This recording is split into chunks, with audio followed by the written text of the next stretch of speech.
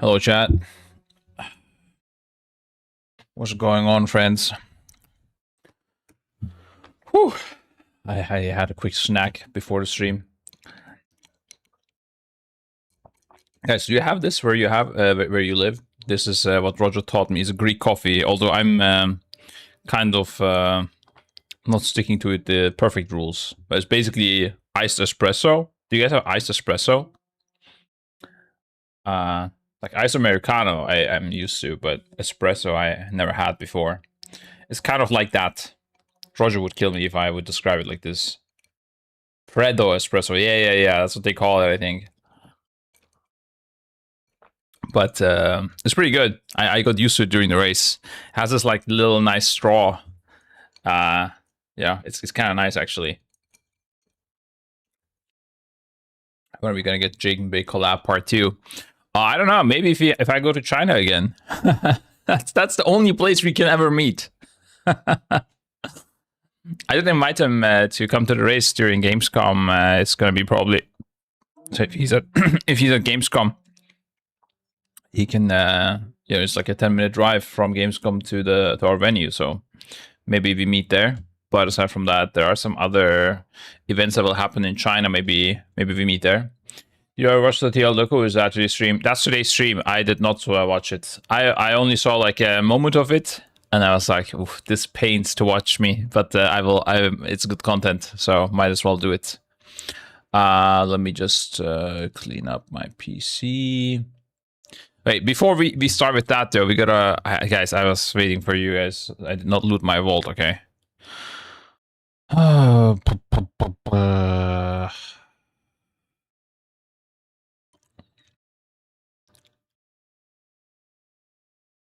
One sec. Let me just do this. I still don't have a proper note keeping program. I hate it. Need to fix that.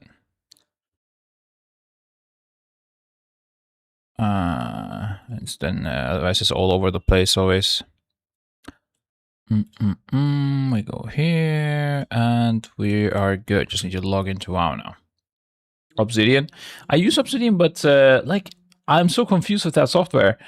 Like I made an account and everything, and then I log in and my notes are not there. It's not synced between PCs. Like, is that like a setting I need to run or something? Also, there are some other things I did not like on Obsidian. Like the search function was a bit weird, I think. It wouldn't find nodes. Did you play a review for last race? No, I'm not gonna do play a review, guys. It's retired for now. Maybe something I do when we win or something. I don't know. Though. It's people get hurt very easily, and I don't want to offend anybody and cause on this. Like, it's not like what am I doing it for? Like, it's just content, right? It's like I'm not getting a big gain out of this. I could not give a fuck about the viewership for in that moment. You know, if people are getting if it's causing any distress, I would much rather avoid drama and stress. Yeah, I don't mind talking about the roster changes as much because the people that are tilted are the people that are kicked. So, or that are no longer in the team. So I don't really care if they get even more tilted, you know. I don't mind it. I don't want anyone in the team. Like, sometimes I might even say something positive about a player, but they can still get offended or something. I don't know. Or feel bad in some way. Yeah. It's not my goal. My goal is to share insights and have you guys be more engaged watching the race. But if that's hurting people, if we don't do it, it's fine. Although I do wish people wouldn't care as much and, you know, be open for these kind of things. I think it makes so much better esports to watch if we can be a bit more transparent with these kind of things as well, you know. Okay, that's true as well, bro. Whenever, dude, guys, I'm telling you, on Firak, when I said Thaner was my MVP, I think that drove his prices up for sure when Method took him. My goat is getting paid good, guys, yeah? He's eating well.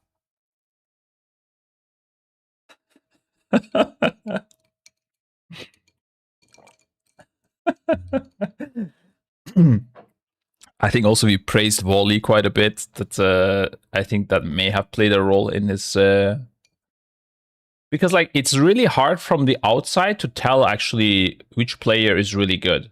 Like you can have a hunch, but it's not easy to tell. But when everybody speaks about it, it's much easier. Yeah, to recruit. I mean, I know it because we do this as well. We recruit like this as well. If everybody says good things about you, you're probably a good player. It can go wrong as well. So actually, there is one player in our team. I'm not gonna name who that is, but I've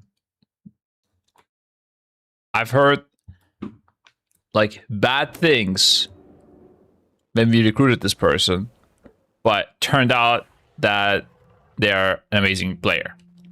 So actually, not even one. I can give the example of Thief, actually, because that's more public. That's another player. I was not talking about Thief. Thief is also an amazing player, but Method literally removed Thief from the roster. And, like, we took him. It was fucking great. I don't know. I mean, last year was a bit Monka S with the Guardian Druid. I think we were a bit unprepared, perhaps. But, like, the all-rounder player we got is just great. Okay. Let's go Great Vault. This is my first Great Vault of the season, guys. This must be a juicy one. We did a heroic full view rate. I think I'm getting Camaraderie trinket. Yep. What? Wait. Okay. Sorry. This is from a... Okay. Well, fuck. I used all my RNG. Listen. This is from the previous week. I was not aware I have 2 vaults. Okay. What to do now? I guess I go for the sockets, right? Like, surely this has more value. What am I gonna do with this? I can only upgrade it twice more. Okay, yeah, fuck this. Okay, but let's assume I did not consume my RNG, okay? We're gonna do this again. And now I'm gonna get it. Now I'm gonna get the train. Let's act like this doesn't happen. Camaraderie trinket. Okay, perfect, yeah. That's what I'm talking about. This is great. Yeah, we go for it. All good, boys. All part of the plan. Nothing unusual. That's it. I don't have more vaults. I did do some shenanigans here, but that's the show. Easy. You just have to yell the item name when you open the vault. That's just how you get it, guys. Yeah. Easy clap. Casual trip to China and Gaze shows up twice. I don't know. Did I have private chats with NetEase? Yes. You know, I'm not gonna deny it, guys. Did this change my loot RNG? I don't know. We'll never know, I guess. Easy clap, dude. Holy fuck, that was nice. That's actually... I'm super lucky, dude. What the fuck? Look at this great character with 0 enchants. Oh, amazing. Guys, how do I get this? I found a loophole. I can actually get Mythic Crest from just doing this level 6, like this new content. What do you call it? Something Labyrinth, something? I don't know. What is it called? Oh, it says what activity it was there as well, but it was like here yesterday. All right, there. What is it called? Amazing. Ritual side. Yeah. But I can only do like level 5, and apparently level 6 gives you mythic quest, or what? Don't you do this quest maybe? I couldn't find this thing.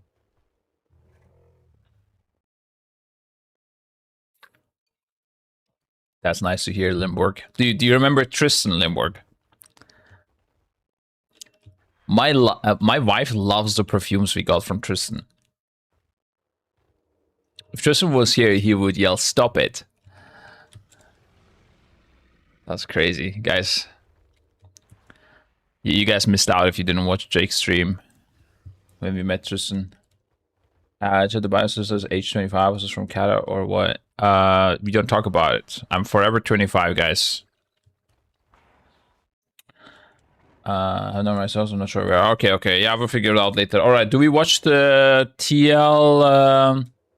So we have 2 plans. Okay, three things to do today. One, and we don't have much time, so it's gonna be like quick content. Okay, you guys gotta keep up with me. All right. One is Team Liquid documentary, race documentary. Although like they call it documentary, but every race they have it or something, or I don't know what's going on, but they have like a. I think documentary is maybe a bit too fancy. Maybe it's more like a Race War first behind the scenes footage or something. But I guess they also do like interviews. It's not just behind the scenes. I don't know. I don't know what to call it. It's a bit not so much documentary, but something else to me. But yeah, a recap. Yeah, maybe I don't know.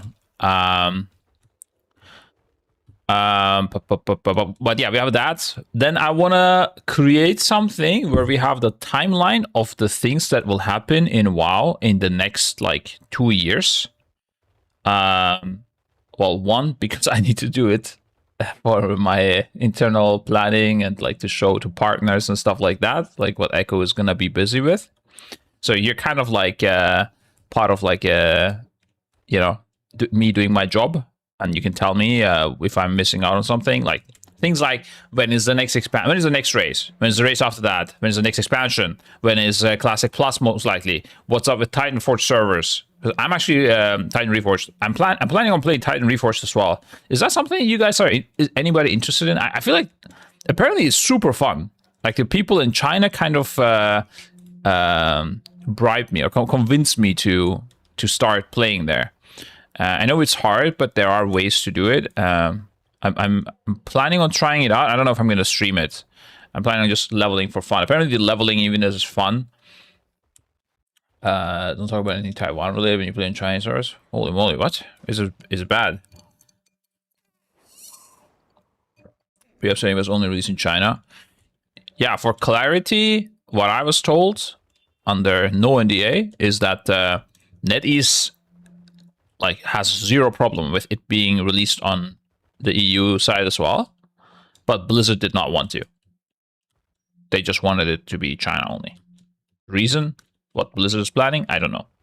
Maybe they didn't want to take away hype from Classic Plus. That's my guess. Like they wanted to do a full cook instead of just sending random Titan Reforged server.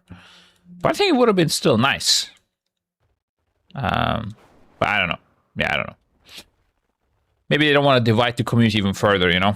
But Titan Reforged is super popular in China, like incredibly popular. So I'm gonna try that out. Full what? What did I say? Very fun. And then so we're gonna do the timeline for a while, and then we're gonna do also quick react to my China vlog. I'm not gonna look at it all, don't worry. Just the interesting parts. You can watch it if you want yourself. Would love to hear thoughts on it. I think I don't want to brag, guys, but I think for my first time, I did good. I'm not saying it's a good vlog, okay? But when you watch it, you need to consider this is the first time of me doing it, okay? Just letting you know, reducing the expectations a bit so that you can appreciate the video when you watch it more. Watch the entire vlog, it was great. Thank you. There you go, my goat, dude.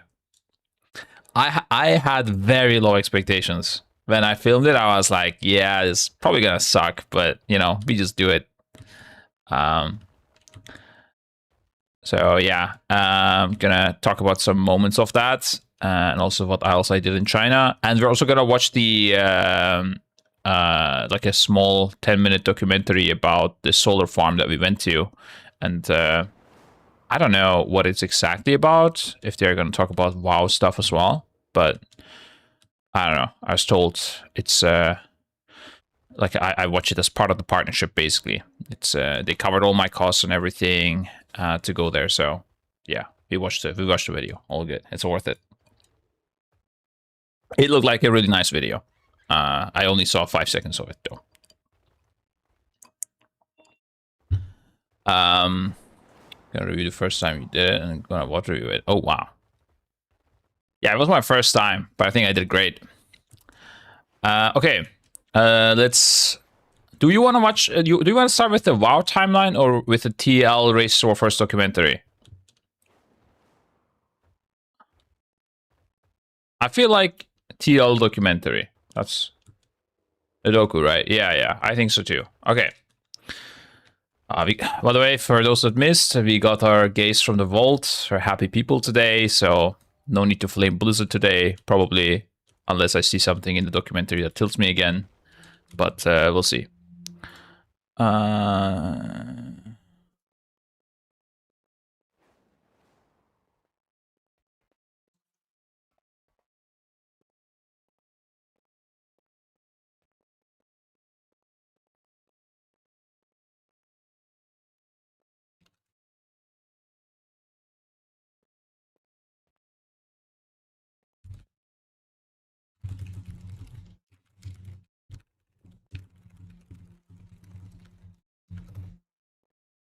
Okay, let's pop the TL not interview, race for first. Documentary. There we go. Actually, we watched this on YouTube. I saw it on Wowhead, that's where I... Oh, hold up. Okay, there you go. 5, 4, 3, 2, 1.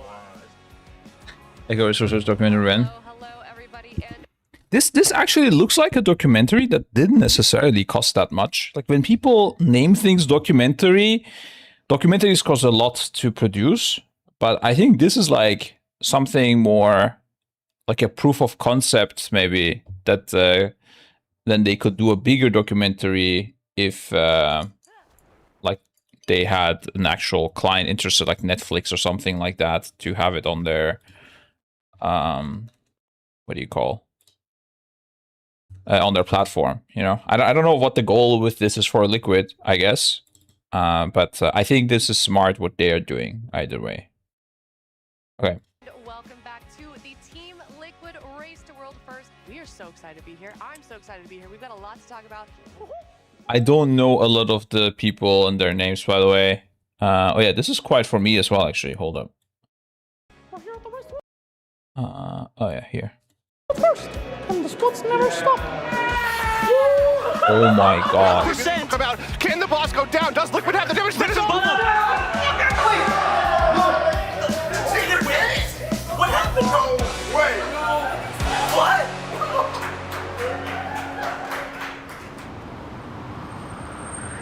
Hello, folks. I am Frank, the guy. We're at the Liquid Race World First. Come watch. Come watch. Wrong in front of the camera as well. Wasn't expecting So this. we got Max in there. That's Max, man. That's Goop. I'm doing a house tour. We got more players back there. It's interesting how they're all split up, actually. Be the guy that stuns you, and so the guy that. Yep, be careful. And then we got production right here. Oh, nice. Yo, how we doing? Well, you kind of let's do this. Yeah, that's nice. Good to see you, bud. Fun to see you too. Yeah. That's a nice jacket. Thank you. Thank you. You look beautiful. You look stylish. I think you might be Rooms of 5 for League. selling me. Yeah, I guess so. I mean, there's also 3 people in some places. I don't know. I think they're like just split all over the place a bit. Atlas left Liquid. Yeah, maybe as well. Yeah, I saw those. Actually, maybe it was like I got removed.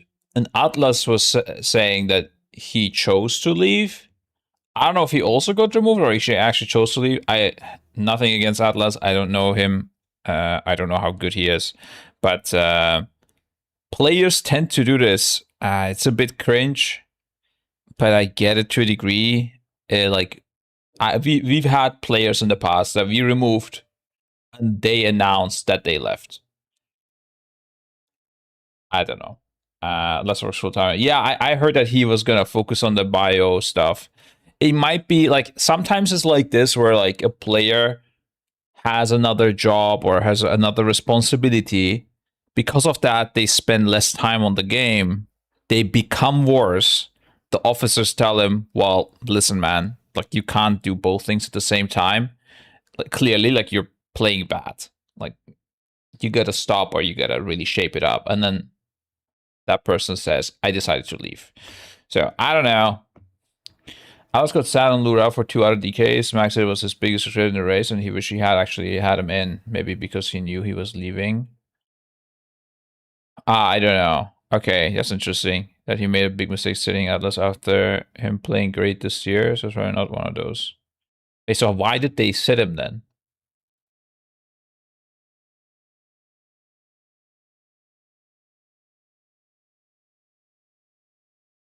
Yeah, so I feel like there is a bit more to this story. Oh, he was sick. Oh, okay. Well, that's what it is. Okay. That's what it is to the story. Great. No drama, I guess, guys. Unlike... Goddamn. Okay. Yeah. I mean, maybe he was sick because he was working and also trying to prep for the race, and it was like, ugh, getting too stressed or something, and decided to be like, yeah, it's just too much for me or something. I don't know. I guess also had issues. One had 0 sleep.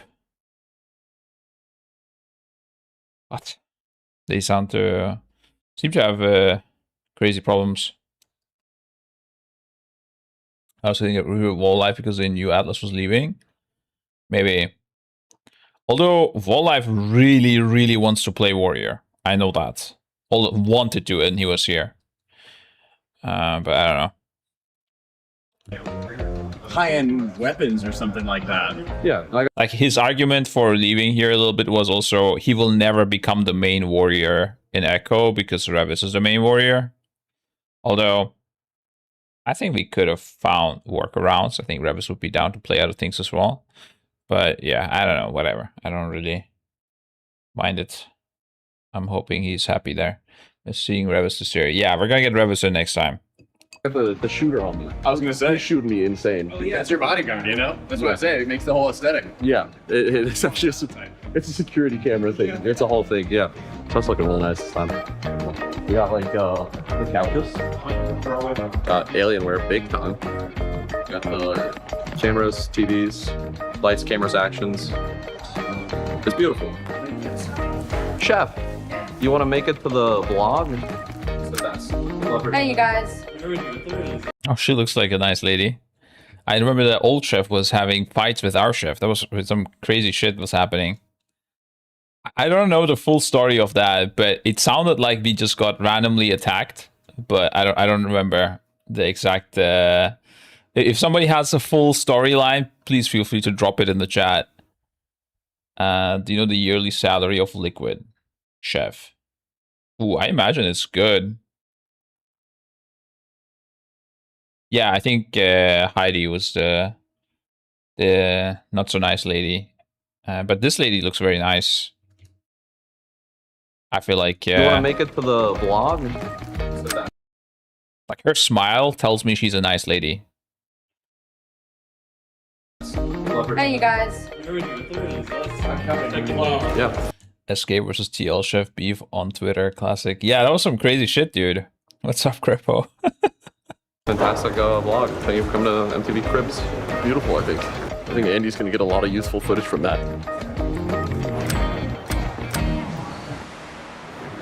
Thank you. That was bad clap. Yeah, great clap.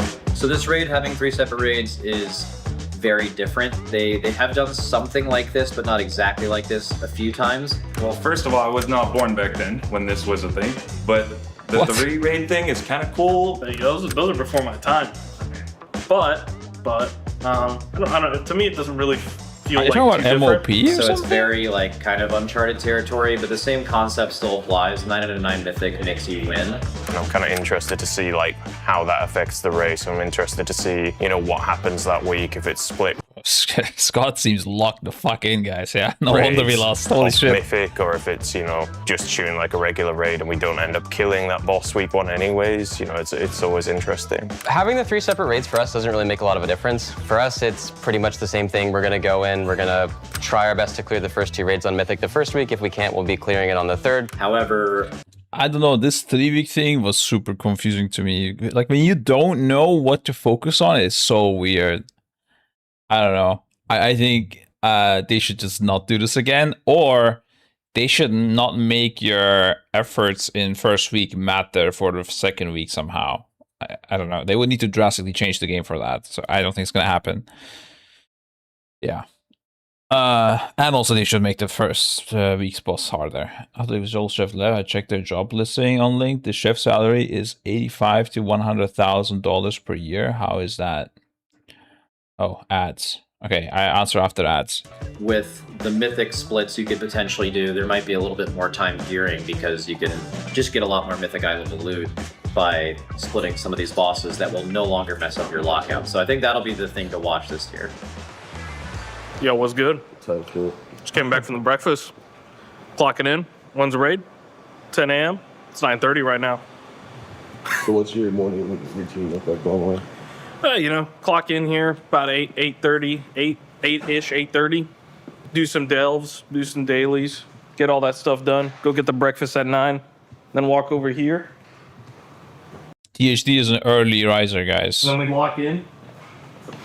You got the competitions pop there just in case. Don't. That's crazy, bro. When people, I see people doing this. Oh man, if you do this on like late progress, you're absolutely crazy. I cannot do this. Like my heart cannot have liquid. Okay, if you're both close to a kill, I cannot have them on my screens. It's way too wild. In general, I don't like any like moving thing on my screens in general, but when it's close to the kill, oh, nah, bro. I don't think this is good for your health. Tell people that I do that. Anyway, and then you play some WoW in the morning.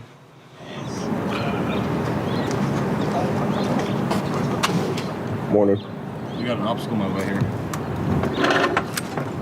Morning. This is classic healer situation. He doesn't know how to deal with mechanics because he doesn't get them usually. Goodbye. No, not the Knicks. Not the Knicks spot empty. Oh, God. Wait, I have a question. Do you miss Nick? Like being here next to you. He's still on this earth. I know it's not like... I mean, Nick was a good companion to go walk to the pier with. Go to the pier? That's about it. Other than that, I do not miss him. Who would you rather... Who should be sitting here, if not Nick? I'd take just anyone that used to be in your Smacked, maybe. Who else used to be in your... The Tanks, Yips and Scott. Oh, yeah. So one of those guys? Yips or Scott? He named a lot of people that he would prefer to sit there. Right here would go hard. Yep. That'd be, instead of that'd Nick. be nice. And then like... Not trying to start any drama, but Nick, I don't know. If you're looking for a swap, let us know, yeah? I wouldn't want to be with a guy that doesn't like me sitting next to him. That's what I'm saying. This is also empty. I mean, this is my goal now, watching this documentary. Starting drama within Liquid, guys. Man, why did they remove Atlas? Oh, wait, he left, right? Sorry. And what about Maybe? Holy shit. Wait, this like gap between you guys feels wrong. Yeah, we're down 3 killers from last race. But we don't need them. Yeah, no. We just need you. Yeah, that's true. Good morning, good afternoon, good evening, gamers. Got my tongue out. We have an Alienware world first kill. It's actually crazy how close you can get to the character creation to look like Jesus. This was wild. I've seen this clip. Oh, what's he doing? He's gonna... Oh, shit. No. That reminds me of Dun Huang with the camels, dude. Next King Salvador, fallen King Salvador, I should say, has died. Nice to see that Blizzard still has it in them. Yeah. Makes it hard. Boss, sub 5% here, and the Dragons have gone down. So, how have the first 4 bosses that we got? No, they're easy. 4th boss is a little easier than we thought to. So yeah. What do you think about the next boss? That was the first disappointment of the race for sure. Dragons, dude. That was way easier than we thought as well. I spent a lot of time on that boss. Sad amount of time on that boss. Because it was like the idea of like it's the top 30 of the first week, right? Then it was nothing. Such a waste. The one that fight was just so easy to make a bit harder as well. after this, Paladins? Yeah. I feel like it's gonna be a little harder. It better be a little harder. It's the second to last boss of this raid, but how these last 4 have been, it seems pretty chill. So Let's get in line. Yeah. So It's surprising that they were able to tune Paladins actually like decently hard, even though it's a council fight. This is very rare. I don't know, but I'm kind of getting the vibe that this seems easier than we thought it would be. Are you guys, or are you just that good? no, it's definitely easier than we thought it was gonna be, but I'm sure the last boss will be harder. Okay. How else are you feeling, man? Just like feeling good? I'm feeling horrible. Everyone else is feeling great. I have a weird chest pain going on. Oh Is it shit. from like an internal thing or like? I have no idea, but it's been lasting the last 2 days, so I don't feel great. Okay. Hopefully that's not serious. Who knows? We got most. Damn, that sounds monkey ass, dude. Maybe that's I guess that maybe is why they benched him, right? They didn't want to stress him out. We had that once in a race with Lorgog. Lorgog is doing all sorts of weird shit, I think, with to bodybuild. And that combined with a booster shot vaccination, like had led to some stuff, and he had to go to the hospital. He had some chest pain as well back in the days. That's a lot of chest to hurt. Yeah.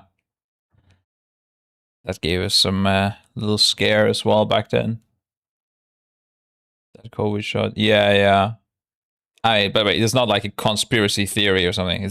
That's what the doctor said. So, but I think it's because he's also like taking tons of drugs to bodybuild and supplements and everything, you know? Yeah. So I think we're good. Spread these out. I have revival in 2. I'm bubbled, it's fine. Just bubble. I have Wait, why does this keep happening, bro? My stream deck does some weird shit sometimes. I'll just turn it off. Okay. I have Incarn in 1. I kind of want to live. And the tanks. Yeah, keep the tanks alive. Close kill. Let's go. Shit. Let's go, brother.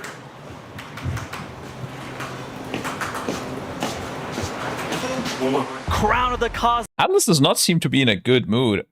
He's actually in on this boss, but he does not seem to be in a good mood, and I'm surprised they put that in the documentary. A bit weird. Most progression has begun. The boss, it's getting kind of low. Yeah, keep going. Try to kill this guy. Stop cast. Think he's killing us, but I could be wrong. No, he won't. Wait, he's gonna do this before he enrages. But he spell queued it or some shit. Watch the tanks here. Oh, boom. Because yeah, unless something else happened, it does almost feel like I don't know why he's so low. It kind of almost feels like it's already in any pull range. Yeah, like why is he so low? Yeah, there's going to be damage optimization, but other than that, they've done as far as we know, they've done everything the fight requires. Damage optimization.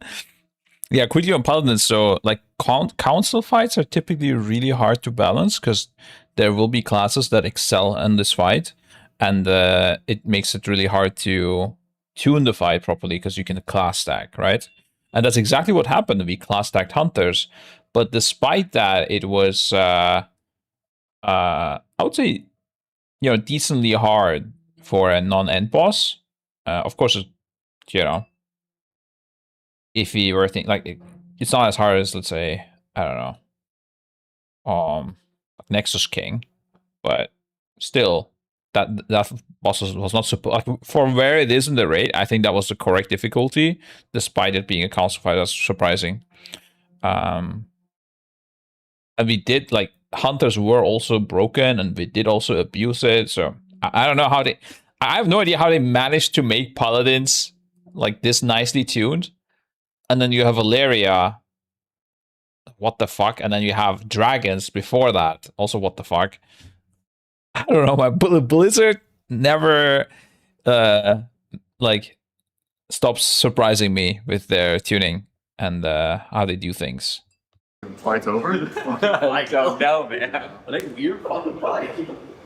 3% is on Illyria here. That aspect of the end cast is going off. We're trying to not break Oh my this. God, Realistically, if an obelisk dies, we're going to wipe. If the aspect of the end goes off, we're going to wipe. And Illyria, is it going to die? What? She's dead! Let's go, dude. Oh, man. What is that?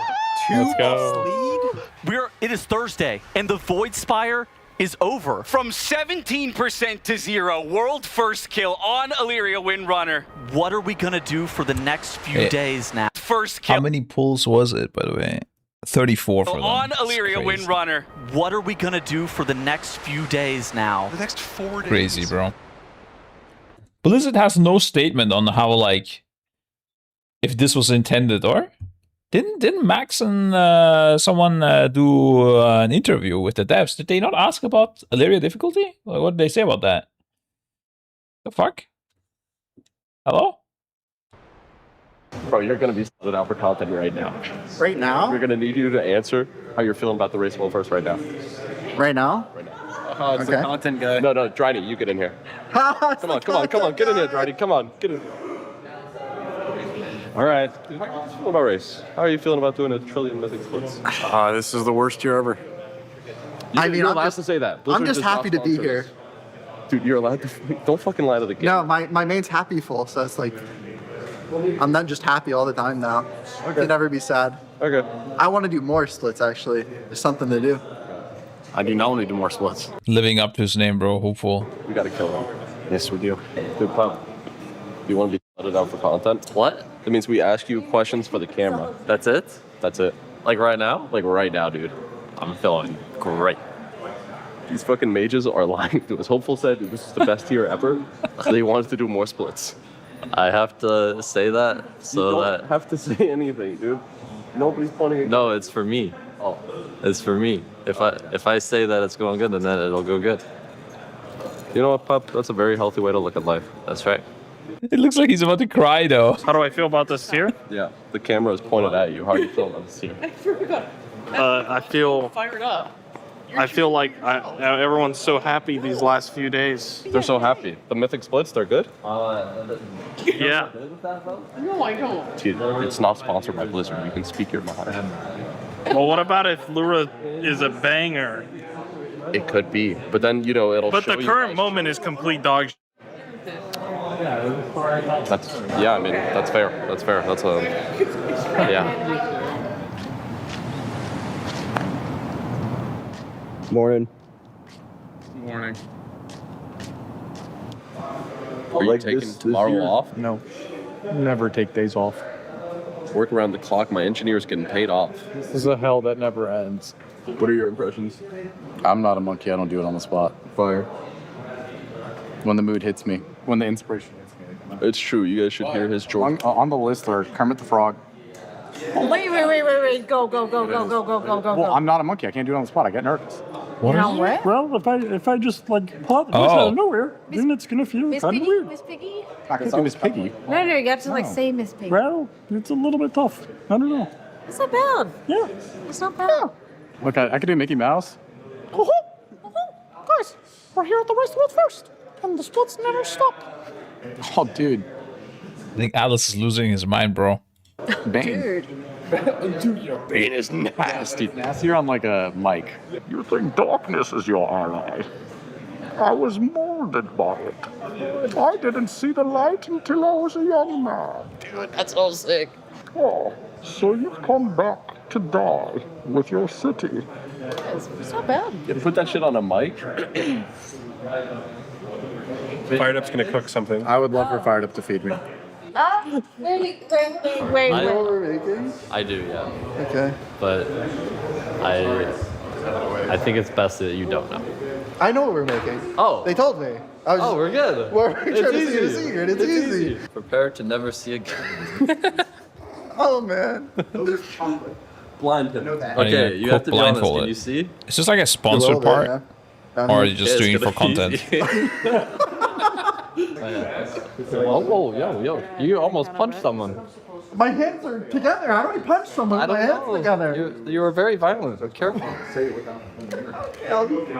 Yes, we've got fired up and hopeful here. You can see. I feel like even with eyes open, I couldn't cook with this. You have no idea what is inside these things. What is this, bro? Why are there so many different white powders? Yes, we've got fired up and hopeful here. You can see hopeful cannot see you. He's blindfolded, and he's going to be walking fired up. This looks like an emergency. We need to create content, and production is like thinking, "What the fuck do we do?" And it's like full YOLO. Let's have the raiders cook blindfolded. Just out of nowhere, it's just like a random ass idea. Through how to make pancakes. This looks like sand. Would you like me to crack it on the bowl or the table? I'd like you to get the egg into the bowl, whichever way you prefer. Mix it together. This is it's a little chunky. Pick up the whisk, and then let it drop. Oh.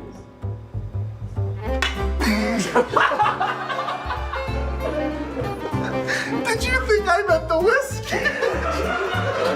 What did you mean, Chef? I misunderstood, Chef. It looks good, actually, right? Oh! Hole two? Hole two? All right. The mechanics are there. We have to play the pancake. It's allowed. He knows what the people want. God damn. Would you like more, Chef? Okay. It seemed to be mostly air. Oh, there's whipped cream and there's syrup on it. I feel like this is not all acting. I feel like this might be how I'm Fired Up does things at home. Yes, Chef? Okay, I think. Like, you can't act it this well. Why is he holding? Why? Why is it like this? Oh. Like, you could have the plate on the desk, but I don't know. There's whipped cream. Did they tell him to? Why is he holding the plate with one hand and it's like tilted? This is crazy. And there's syrup on it. It feels like he is thinking, worst case, I can just blink out. Like, if anything goes wrong, I can just blink or ice cold. That's the way he's doing things right now. Yes. Like, bro, this here is crazy. Look at him. He's wearing white as well. Like, this is so risky. Oh. There's whipped cream and there's syrup on it. Yes, Chef? Okay, I think we're good. Okay. See your creation. That's not bad. That's not bad. Wow, that's a lot of butter. Yeah. All right, let's see. This has been an hours in the works. That's pretty good. I mean, it's not bad. That's pretty good. Yeah. I must say, this is a nice looking merch piece, though. I like how this looks quite a bit. Yeah, I gotta try it. It looks just as good as it does on camera. I thought you were gonna hate it. There you go. No, it's not Yeah, that. no, I love that you like it. It's good. Yeah, maybe a little spongy. Yeah, wow.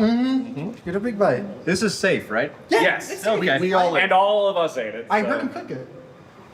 Everybody's gone tomorrow. And these 6 are not here. It's just a little dense, right? Yeah, jackets are cool. Yeah, I need to just find a place that can make these. I do think these are really nice. Also, like, the inside looks nice as well. We had one in the past, but it wasn't this nice, I don't think. I mean, the design definitely was not, but I also like the material. Tastes like a cookie. Yeah. But I mean, next race is during summer, so I don't know.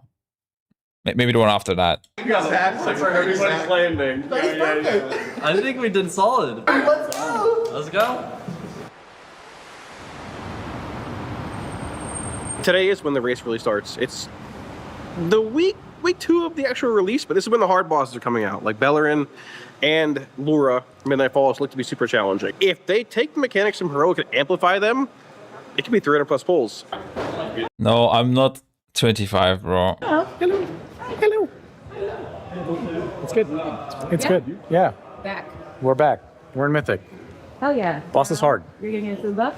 Yes. Are there any challenges so far? First boss of this raid is hard. big coordination check. Yeah. I'm sure the next boss after this will be really hard too. Yeah. Oh, when do you think it's gonna happen? Thursday. Thursday. Thursday. All right. We'll be here. Today's Wednesday? Yes. Friday. Okay. I changed my mind. Friday. Wait, might be a new PB angle. Everyone lock the fuck in here. Help soak. Right into the boss. Dark hitting the boss. 3, 2, 1, we're dead. I am glad that Bellerin is harder than we thought it was going to be. I think we needed that. I don't think anybody wanted to just fall over like we saw in the previous 7 bosses. So the only way that they could do that though was just by like turning the numbers up on everything. So a lot of pass-fail mechanics, a lot of like. Roger had a big feedback post in the Blizzard race Discord that they should buff Bellerin. Yes, because the race was not looking good. One-shot mechanics. So You did get like a check mark or something on that. So I hope that feedback helped. But at the same time, I feel like this feedback shouldn't be necessary. it's less of a boss where you're kind of figuring out the mechanics and how they work because they're tricky. You got a thumbs up on it's it. more just trying not to die. Hey, I would never let your puddle be solo, okay? Dark soak here. Good luck with that quill. Oh, man. Yeah, so Bellerin's a pretty overtuned boss, I would say, just generally speaking. The phase 1 of the fight has like overtuned. It's like the void and light debuffs. I think that like the orbs moving across the room actually, cause a particularly difficult challenge. I think it's one of those fights that the phase 1 is a lot harder than the phase 2, and it seems like Liquid's going for a bit of a cheese strategy on the boss to make it basically doable. From talking to some of the players, it seems like trying to do the third phase 1 seems like it was going to be impossible from what they've seen. So instead they're going for like a 2 burn strategy, cutting healers, bringing in extra DPS and that, just trying to basically just cheese it. Look at this, Scott. My goodness, there's almost no room. Yeah, I wonder if Blizzard planned us to 3-phase it. I don't think so. I think they probably knew that we're going to 2-phase. Yeah, like if he had his toe in that, wipe over. This convergence would just kill everybody. They planned us to 3-phase it? Really? I mean, if they wanted that, they could just...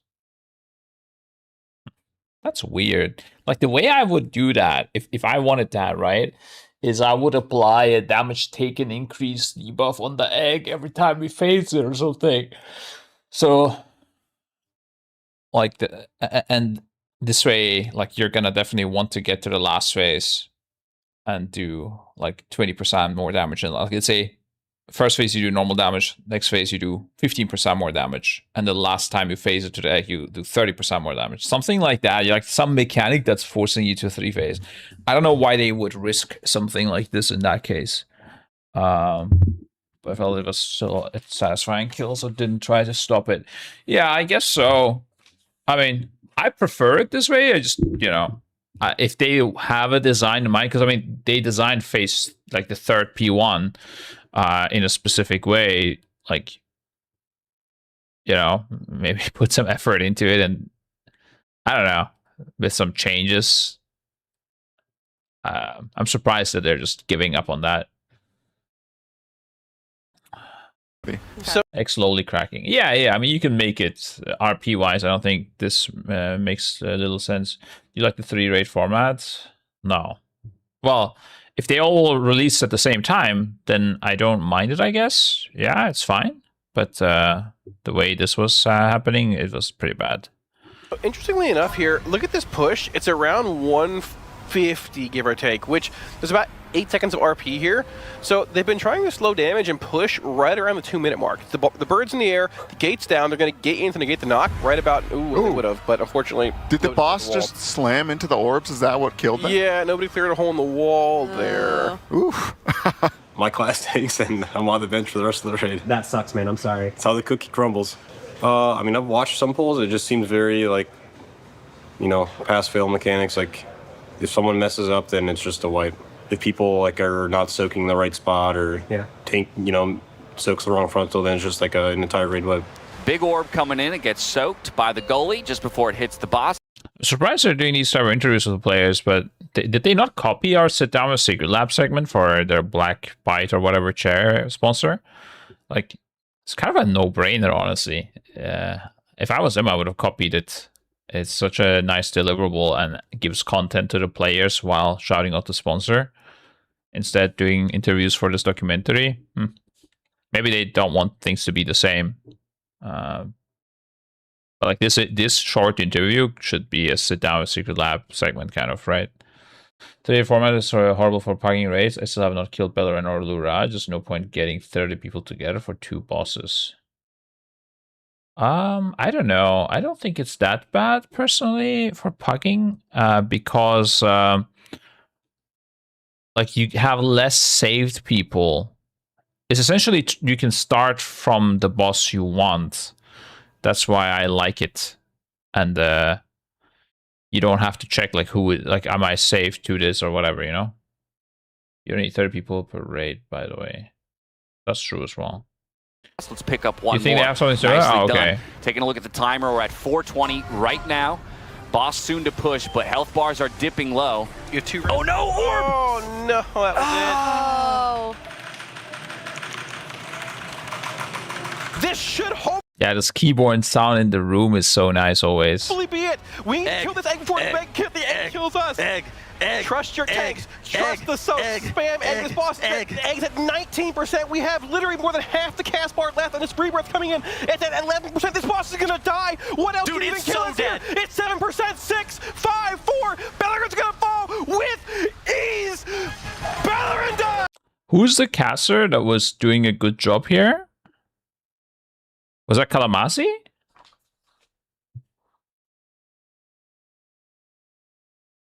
Yeah, that was pretty good. I think Teddles was a bit lost there. Maybe, I don't know. I'm sure they had pre-agreed also, like who will do what sort of casting, but Kalamasi did a good one. What are the spamming egg? Yeah, I think that was Teddles. I don't know what he was saying egg. Don't want to trash talk him, but it was not good.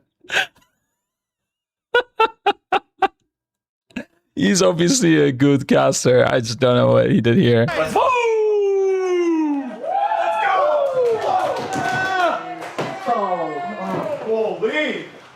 Jug gang. Good job!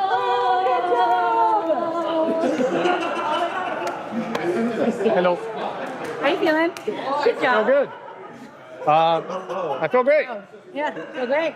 I don't know where to look. I'm distracted. Oh my god. Wow. I don't know. I don't know which camera to look at. Give me a balloon. Wait, a balloon. Yeah, good job. Good job. Balloon for you guys. Yeah. Job's not done though. Well, I mean, it's an encouragement. How are the first few polls? It's fine. I think we have some crazy shit to show on this boss. Nice. So it'll be good. But I think the boss is going to be really hard. That would be So we'll see. the challenge. They seem to really like Atlas on camera. I wouldn't be surprised if Atlas comes not like to the race again, not as a player, but like as a guest caster or something like that. They seem to really like him on camera, and he seems to maybe have no problem with it. Sometimes it's also like, you know, certain players don't like to be on camera and others don't mind, so you just keep using the ones that don't mind it. It seems like maybe Atlas is one of those. Although, I don't know, he doesn't seem to be enjoying it too much, but maybe I'm wrong. It might be the personality. It's kind of their PR player. Is it? Interesting. But now he's leaving as well. Yeah. Yeah.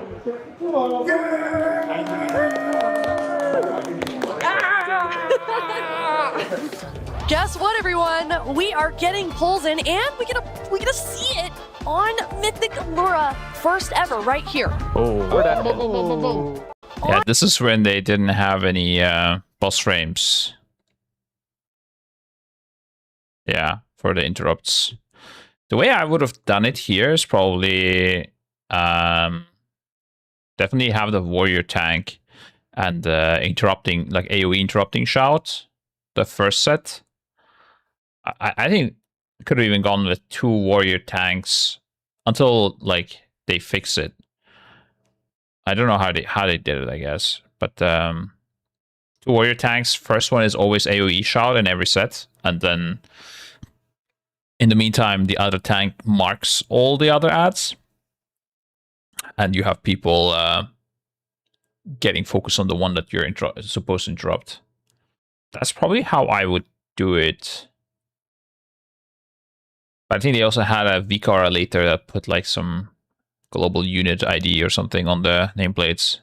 Mythic Lura, first ever, right here. Dude, this is crazy. Everything about this fight is just nuclear level difficulty. And here we go. The phase 3 push is about to begin for Team Liquid as the boss's health pushes below its previous best threshold. 18 players alive, 1 tank, so we won't be able to live for long into the last phase, but we are spreading into our position. They gotta live for this, the they gotta final live this. criticality and the push. There are some Tears of Lura that need to get soaked. Bang! Not all soaked. No! Tell me about what's going on. Yeah, this is a rough one, dude. I think like this kind of mechanic. Criticality. I think I wish it had a like we can have more of these kind of mechanics, but I think they need to have a clear pattern or something like that where you can actually make assignments. You know, I don't know. Part of me thinks that. Part of me thinks you can obviously do things to outplay, but it feels very sad to wipe to this. And sometimes it's just really hard to decide what to do. And you can't really guarantee success. Even if you play really, really, really good, you can't guarantee success. And I don't like mechanics like that. I don't know if people know what I mean. This was a very sad wipe every time it happened. And the push. There are some Tears of Lura that need to get soaked. Oh, Bang! that was an avoidable one. Oh, no! Tell me about what's going on. Apparently, the flights home are Monday, and I don't think the boss is dying tonight at all, and it might not die tomorrow, which is Sunday. So probably have to move some flights around. Oh, they had the same issue as us. We also had our flights booked on Monday. That's funny. I didn't know both guilds operate the same way on this. Because booking round trip flights is much cheaper than one way, right? So we always do round trip. But yeah, had to readjust as well. Echo had back-to-back, like 0.4 wipes, and Liquid went on a break at that time. You know, this is literally about. Oh, I didn't realize that we had a lower P3 wipe as well compared to them. I thought they were always ahead on P3 when we got the lower percentages. That's crazy. Yeah, honestly, Max just walked behind us when they were at 0.4%, and I think he locked in. 5% fight knocked back here into the crystals just to stay 3%. alive. We can live through this AoE for just a moment when the slam comes down. 1%. About can the boss go down? Please.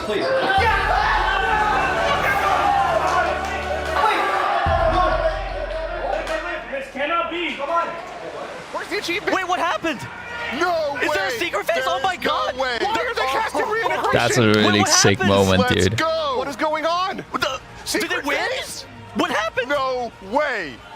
They're stunned. Look Oh, at they this. muted Look, half the comms, raid I is think. stunned. Dark Archangel, they have a lantern still. They're gathering in it. What is happening? What happened? Look at their Creatures coming shawlings. from the well. Their shawlings, their star splinters.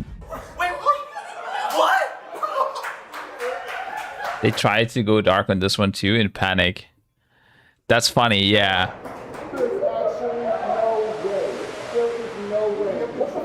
We do need that one button go dark thing. But it's really complicated. I wonder how they are doing it exactly. The way we're doing things. We could do it, but then we wouldn't have any VODs of anything anymore, I think. Which is a bit of a tilter. I said you had a button. Yeah, making the button is not the problem. The problem is that the same feed is being used for multiple reasons or multiple things.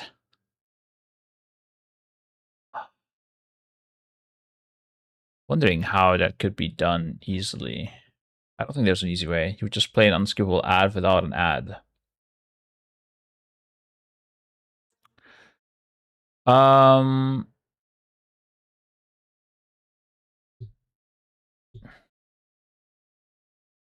If you do that, China will still receive the footage.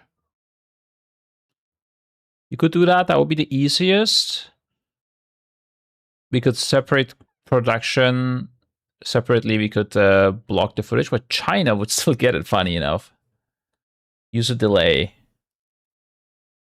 Delay is interesting. We haven't touched delay too much, and technically we should use a delay either way for like any sort of like bloopers, you know. But we don't have one actually. It's full live. Can't you just switch scenes? I don't know how delay works on Twitch. Switch scenes to the casters on the main show, yeah. But the issue is that the footage that goes to China is the same footage that goes to our VODs. Not streaming it is not the problem. The problem is keeping the VODs while not streaming on all players. That's the hard part. I don't know if there's an easy solution to that, but something to look into. So you need to go full dark. I mean, yeah. So tactics and still win. Yeah, you can do that, of course, but it's not recommended. That's what's going to help us. No, it's not going to help China. That's not the issue. The people from Liquid can look at our Chinese VODs, Nasta. That's the issue.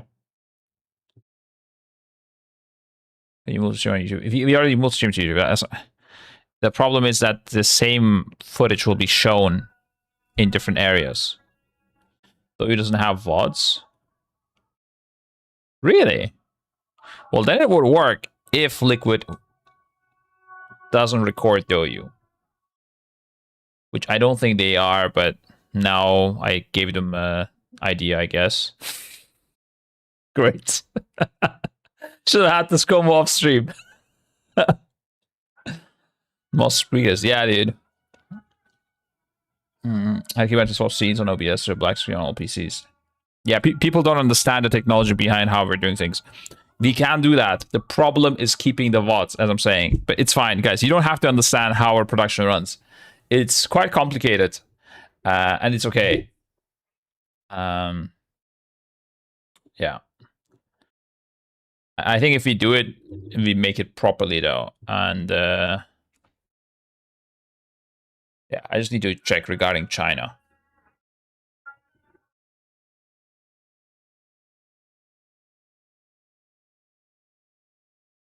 Maybe it's still, maybe we can separate China from. No, actually, I don't think we can.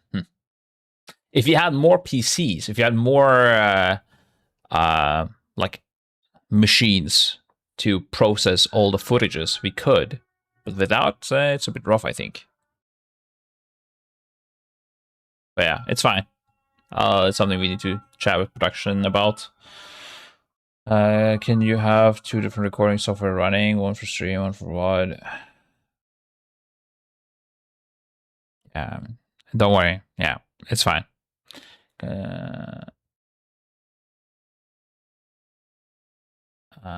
It's fine. Let's keep watching.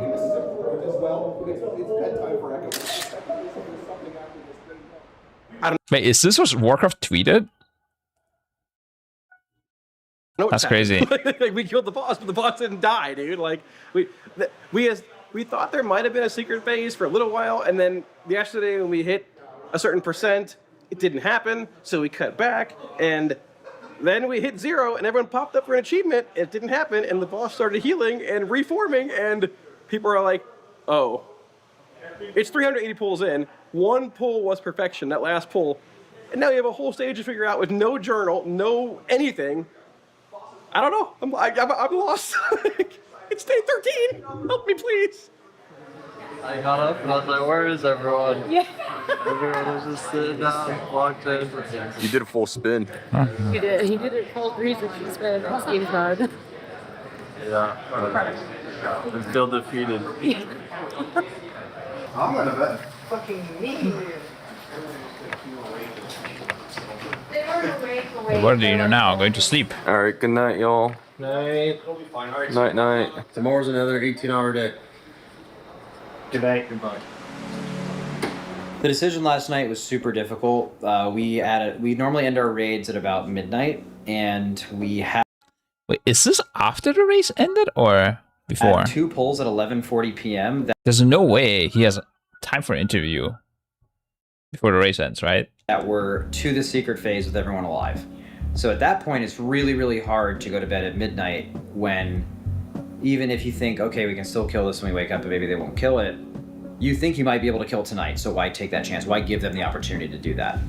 We then raided for another hour, and it was becoming clear that people were getting more tired, and at a certain point... He said last night, so it must be after the race is over. Point, you're like, how long do you go before you probably can't kill this because people are too tired and actually need to sleep? We just brought it, we were talking about it as officers, and by the time we all made the decision, we were all on the same boat of like, yeah, we definitely sleep. That's gonna be the fastest way we kill it. And what I How long said did to they them sleep? when we went to bed was, you know, be ready to wake up tomorrow. If it's not dead, we will kill it and we will win. But what might also be true is that we wake up and the boss is dead. And if that's true, like, we know we're taking that risk, and just know that we're all very proud of how you guys played this tier. And if that's what it is, that's what it is. We didn't play well enough, but I think we will wake up tomorrow and we will win. So every race day? He said last night, though. That's what I'm saying. Must be after the race, I think. Unless he did it in the morning.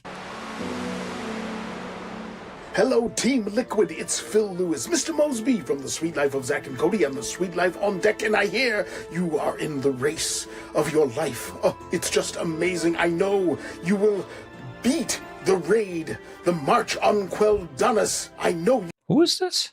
Is this like a famous person? You will. Oh, I am giving you this encouragement from the bottom of my heart and everyone at the Tipton Hotel. Yes, next time stay at the Tipton. The Tipton puts you on top. A little ditty we sang in the show. Well, I know that you are going to take down Lura and you're going to beat Team Echo. I have.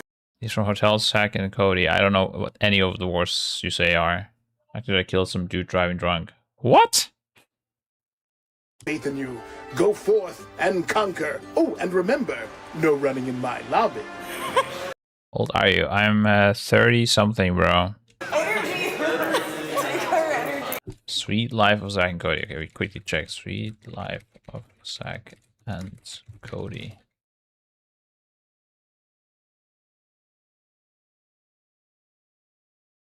I remember this woman here. Maybe I do remember these actors. But yeah, not really. I don't know this show.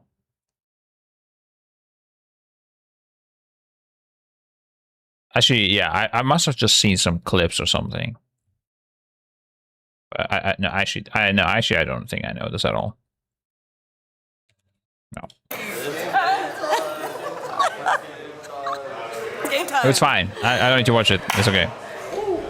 All that stands between Liquid right now and the world first kill is literally 8.5. Okay. 3 Shatterspires and 3 Heaven and Hell. They didn't put the percentages. They were like, fuck the leaderboard. We're just gonna manually put 8.5. Even if we lose the percentage info. Was keep all 20 alive. And I mean, look at this.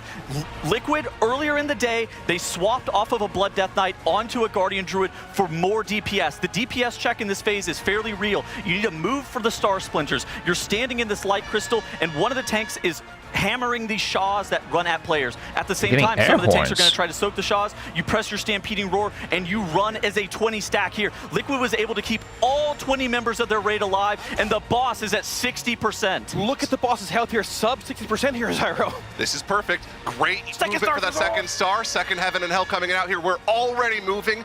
Get that beam way behind us. This is what the second roar is for. That beam is nowhere in sight. Now we need to find a good spot to plant for the final set of Star Shatters. Oh, that ad. Stand in front. Wow. Okay, that is very lucky with that ad. Find a good spot to plant for the final set.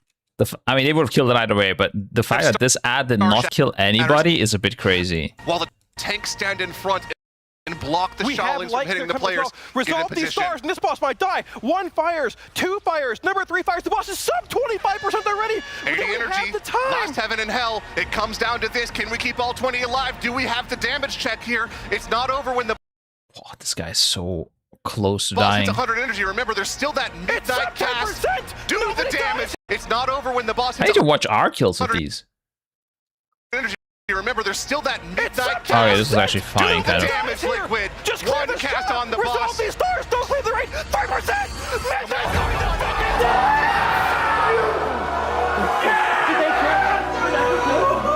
Oh, that stings, bro. Did Echo kill it? Oh, man. That reminds me of the past. This was, when did this happen to me? There was another boss. This was my exact same reaction. Did they kill it? No, Firak, I knew. Firak, I knew, dude. I don't know. I don't think on Firak I gave a fuck. I was just smashing the desk. I think it was back in maybe method times even where I was like, did they kill it? 473 pulls. The hardest boss of all time has fallen, and they have claimed world first for the 4th time in a row. Wow. Holy. Oh my god! Yeah, I'm feeling good.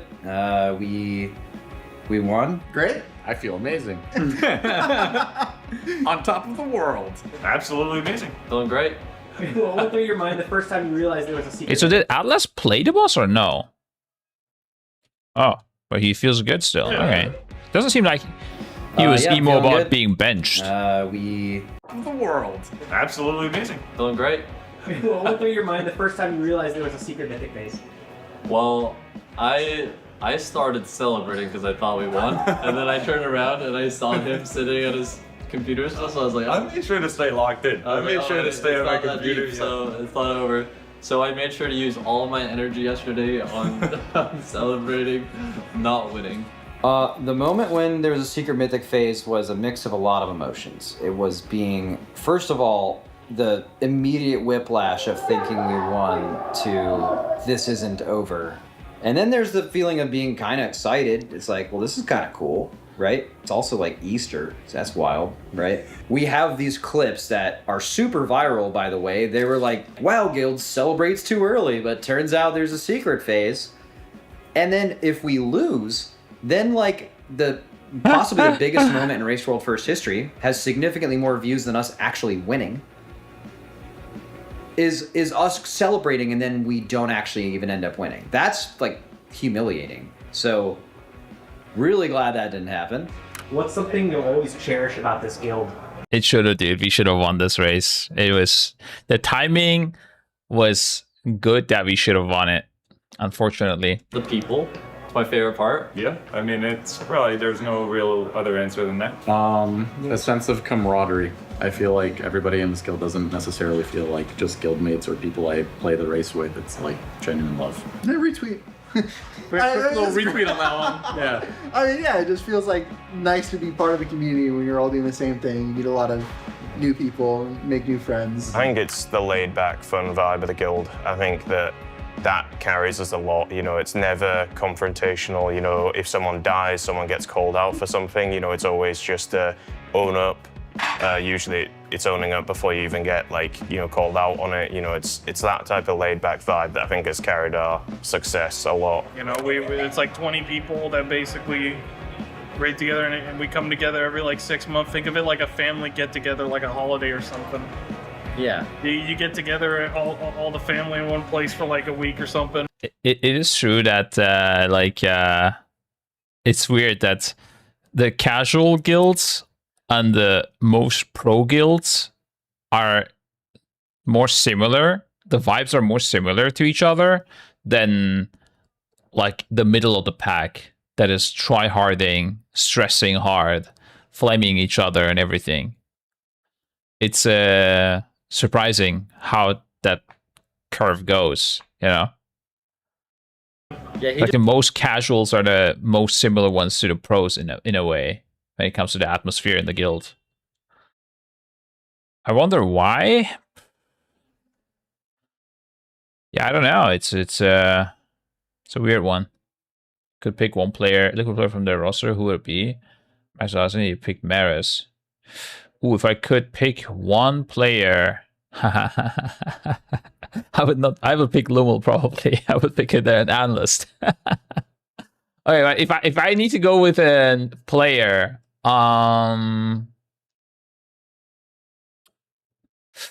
ooh. I mean, I don't know enough, right, about them, but from the outside, if I had to pick,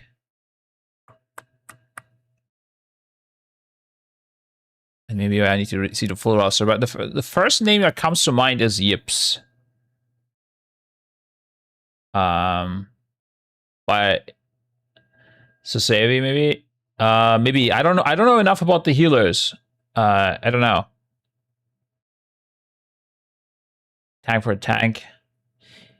Yeah, I feel like Yips is like brings good vibes and seems to be a good player, but I don't know. A healer might be the more valuable pick just because of the role, maybe. Yeah. Steal Max. I actually have no idea what Max does aside from raid leading, so I don't know. He might be very big on the strats. He might not be. I have no idea. But I think Lummel, I'm hearing a lot of good stuff about. So I would prefer Lummel, actually. Yeah. But I might be completely wrong as well. Like, it's really hard to tell this from the outside, right? Because all the internal meetings are private. Pig question mark. What do you mean? Casuals, we can't keep up with the top equals chill. Top knows they're the best equals chill. The in between wants to be the top. Well, it's not really chill at the top either. I mean, we were competing versus Liquid. It's a lot on stake. So in a way, we shouldn't be chill, but we also know that a stressed atmosphere does not do anything good. Who's Lumu? Lummel. He was the GM of Pieces, and he's currently an analyst at Liquid. Here's a 10. Echo stealing Lummel. Nah, we're not stealing him. We talked about him already. He's not interested. We already tried stealing him. Didn't work out. Hey, that's rare. Obviously, you can't chill with the work you put in. Yeah, like that's the weird thing. We're actually really try-harding, but the atmosphere still needs to be chill. I think we know it has to be chill. Otherwise, it just won't work out. It's funny though that the people like in the middle of the pack they lose track of that part, you know. The respect is missing for sure. Yeah. Yeah.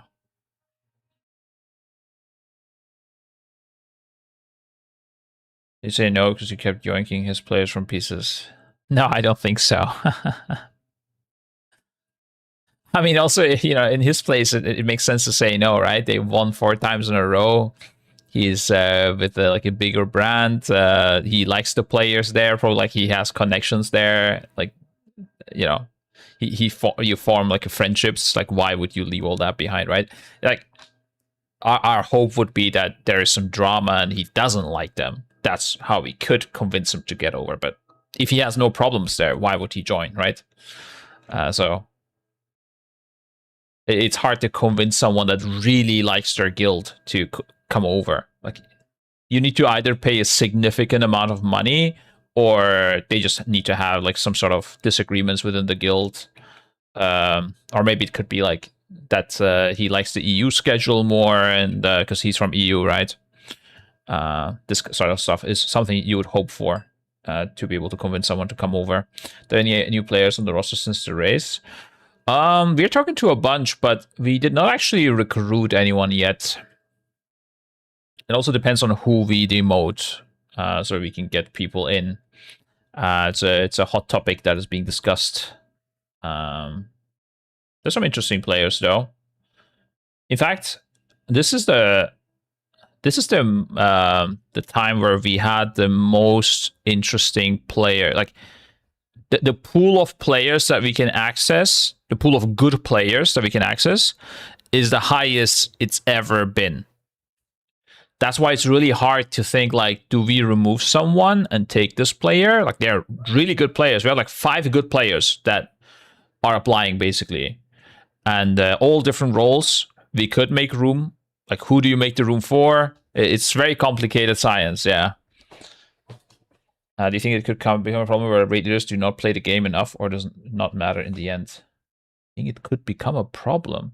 Raid leaders do not play the game enough. The raid leaders are not playing the game already. What do you mean? You think Max is playing WoW? Bro, I played Midnight for like 25 hours, maybe? What do you mean not playing the game enough? I was playing D4. Yeah, that's my goat, dude. I saw his sponsored post. That was funny. Like, clearly not his words. It's clearly a copy paste written by an agency or something. But it's everybody knows, you know, you gotta get the bag. And he obviously enjoys the game, but just doesn't the CBA's writing tweets, you know. And it doesn't come as a shock, but chatters are too much within the race for first. You'll have to recruit someone else. You are too busy to be in the race. Selmer Poe, that sucks, bro. You were my top person I was trying to recruit. This is hard-hitting news here. Gotta change our plans. I'll try to invite some players back. I know what you guys need. A crafter that crafts weapon with 2% extra DPS and heals. What? Who do you think is the best player in Echo? Yeah, that's rough. I'm not gonna say that anymore, because they will just end up getting recruited. The best player is, of course, Roger Brown. Yeah. Give me some situation. I also feel. What when you think it's an officer that might need to retire? It must be a difficult discussion. It's not that difficult, honestly. Like, if an officer is bad, I mean, we are like, you get to learn how to be both a good friend, but also tell the truth to somebody into their face. You know, it is just what it is. I mean, at least like I can do this easier than I know Roger hates these guys. Whenever we remove, like, especially like 2 years ago, whenever we had to remove somebody from the guild, it was just me. The officers, it was full silent. Roger was like, no, I can't do this. You will do it.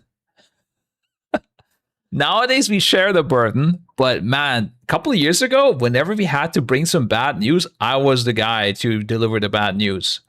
And actually ended up like a lot of people disliking me because of that. But like, it was a joint decision, right, to remove a player. But I'm always the guy that says like, yeah, we need to remove you, right? But I don't know. The way you got to think about it is, if you don't remove a bad player, you're hurting everybody else on the team. So, like, it's not about not hurting that person. It's about minimizing the damage to the team. And if you're keeping a bad player, you're hurting everybody else. If you're keeping a bad player and you're going to bench them, you're going to hurt them even more. It's really stupid to do this. I'd much rather remove a player than keep him and bench him. That's very toxic. Not always appreciated when you remove somebody, I can tell you that. But same at work, if you don't remove them, the best ones will leave. Exactly, yeah. So you have a duty in a way to keep like improving your guild and removing bad players. So it's what it is. You need to be honest and find out what the actual truth is. What opinions to help the person to improve, possible at best. That's the difficulty of HR. Oh yeah, figuring out who is a bad player is not always easy. But the thing is, it's not easy to figure out who is like better between two close players. But it's outliers are often easy to find. Yeah. So you're looking for the outliers. As long as you remove the outliers, it's not so bad. But yeah, like right now, we are in a state where we don't really have any outliers. And we have potential good outliers applying. So do you remove the worst ones that are still probably good? Like you can't tell. It's like it's within that like realm of like it's blurry, right? You don't know how bad or how good they are. They're not the best. You know they're not the best player. You know, it's not a good outlier, but you don't know if they're actually bad. They might be average, they might be good, not the best, but they're not necessarily like the worst. Yeah, figuring that out is really hard. Helping people improve, I don't know. It's very tiring to try to help somebody improve. You typically don't go for it, honestly. You typically go for recruiting another person. Helping someone improve is... You can do it, don't get me wrong, especially if it's like a specific area. But in my experience, it's quite hard. Like, it will work like 15% of the time, but 85% of the time, the player will just not really improve significantly, and you will have to replace them in the future.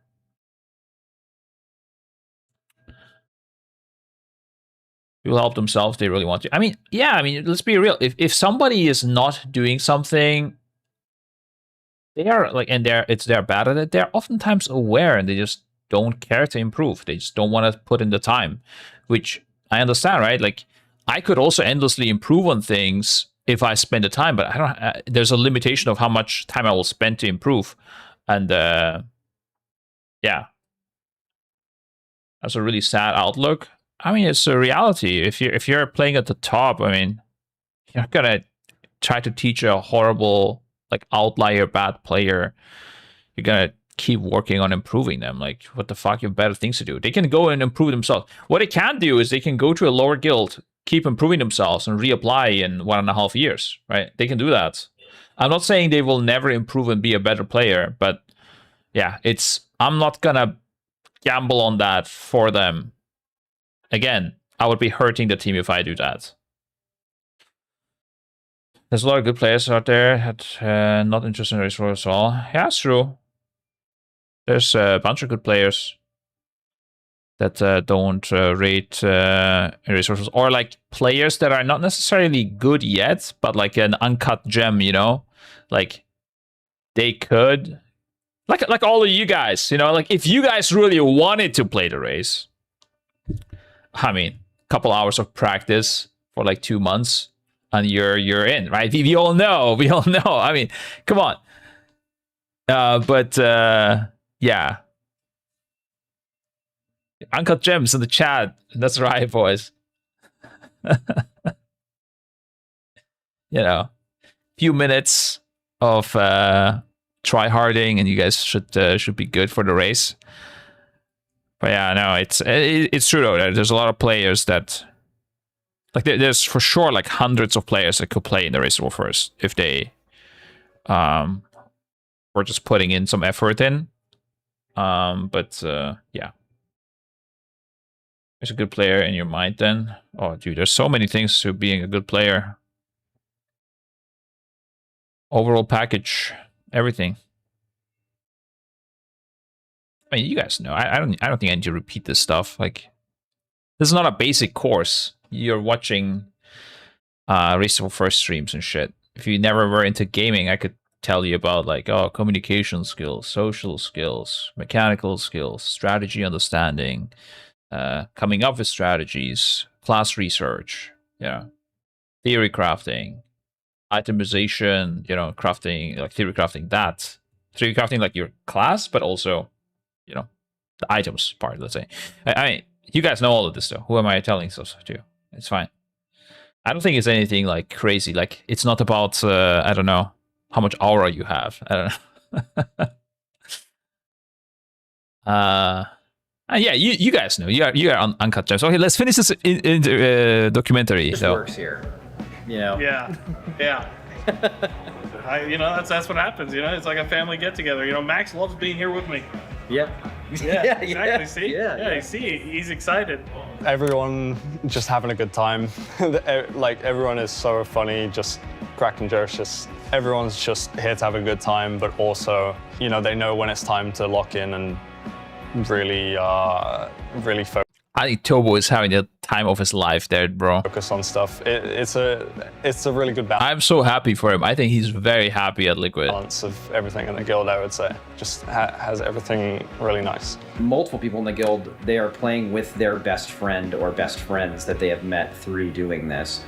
And every now and then you get to come and achieve something great with them. And that's just an experience you'll never get. We've known each other and have gone through not only winning, but like very devastating losses, right? And I think that can only, you can more closely relate to people that have gone through that same thing with you than. Tobo had and boss kills since he joined TL. Must have, right? Than not. So yeah, people in the guild. Maybe Nerobar? Either way, I know he's happy, bro. Galwix. Okay. That's it. Damn, it looks like they are doing the race in a hot place, though. Holy moly. Damn, bro, what sort of machines are in there? Building like 2 massive buildings right next to me here. Since, I don't know, 6 months or something is ongoing. Oh, I hope it ends soon. Santa Monica, LA. They're really close to BlizzCon, I guess. Oh yeah, I remember Roger and stuff. They went to their place actually after BlizzCon. I had a flight back, so I couldn't join them. Yeah. Since GTA. Yeah, it looks like the zone from there. Okay. That's let's see comments. Atlas will miss ya 100%. Oh. Johnny walks like Dragon Rise. Right. I'm surprised there's not that. I feel like we didn't see that many players. You saw like, it feels like we saw like 7 players.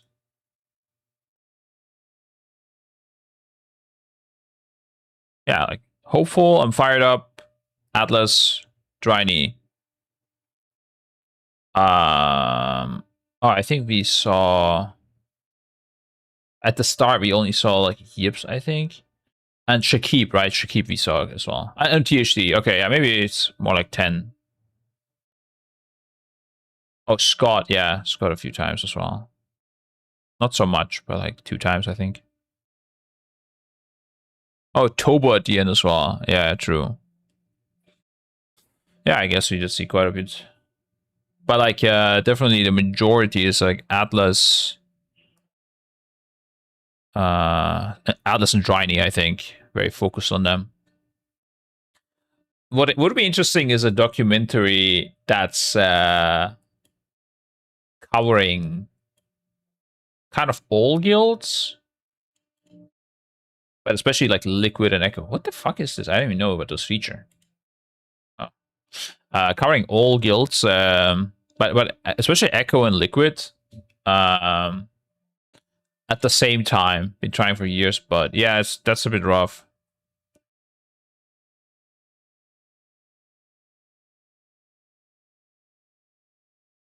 That would be smart. Like that's something I think you could actually sell, because that would have a much bigger value.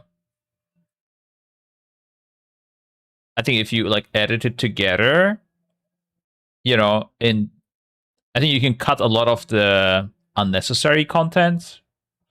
And you could really get those like emotions across and the decision making between the 2 teams. Of course, we both would need to like have a set amount of time reserved for this, you know. But I think it could give a banger product. Let's do it in Shanghai. Hey, how do you do it in Shanghai? Fucking high, bro.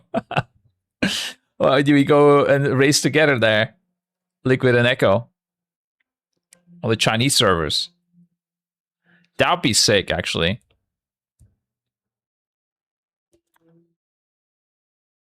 If you find the sponsors for it, let's do it, Nesta. Global release problem solved as well. Yeah, dude, I feel like if anybody's willing to put this thing together, I feel like it's China. I feel like even Saudi Arabia is like not that into it. We need China, because WoW is also the biggest in China. Like, actually, this could work out, yeah. I think if you talk to the correct people, Nasta, you could get this sorted, dude. Just need a banger sponsor for it.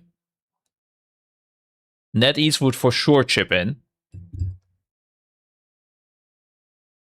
And then you just get Liquid and Echo players, all of them there.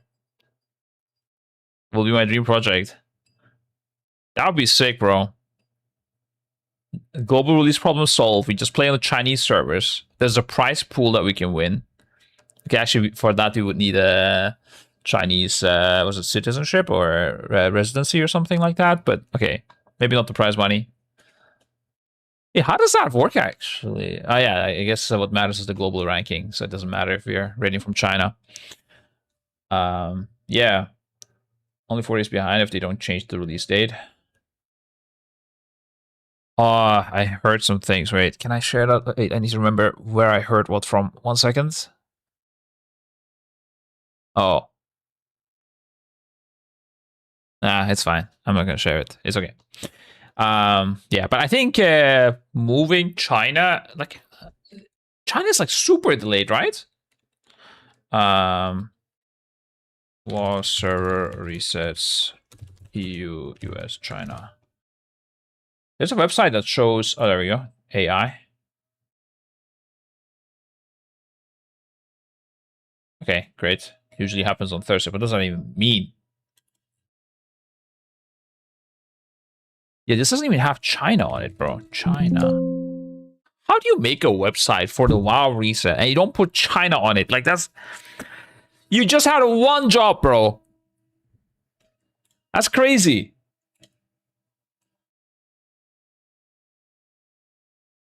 You get the prize as long as you're playing for it. No, I spoke to the NetEase guy. He said that you need like a Chinese ID or something like that.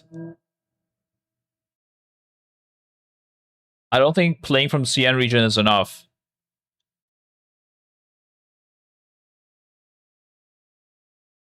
I think that's what the head of marketing said in from NetEase. ID and phone number. I mean, of course, you could do it like in a hacky way, right? You could use somebody else's account. And in China, that's like, you can do it actually, but I mean, you would need to do it legit, right? Yeah, but NASA, if you want to get that sorted, let's do it, bro. Okay. Maybe that's a nice segue to the timeline thing I want to cook up. Okay. Let's make a Google Sheet. Hold up.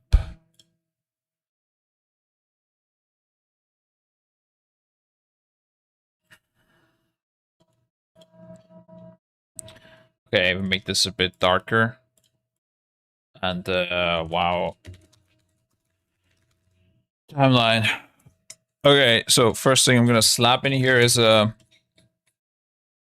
is the post that somebody calculated. Any thoughts on this, guys? Is this... You think this is legit? I saw this was like Mr. GM was retweeting this or something. It's a post from somebody else.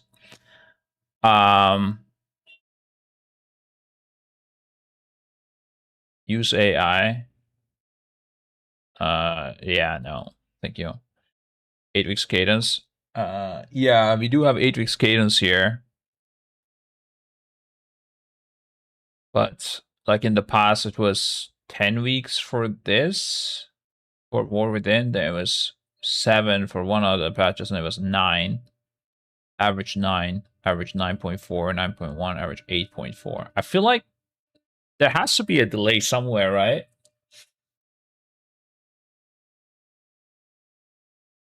Uh, 12.2.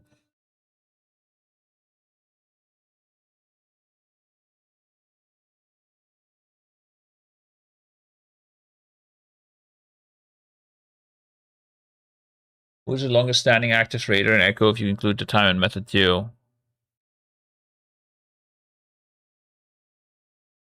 Old method before Ram merge?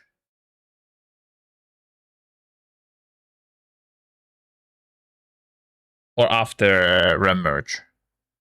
If you include old method, like method 1.0, then perfecto. If you go from method 2.0, it's multiple players at the same time. So it's Revis, perfecto. I think also Narco. I think that's it, but I'm not sure.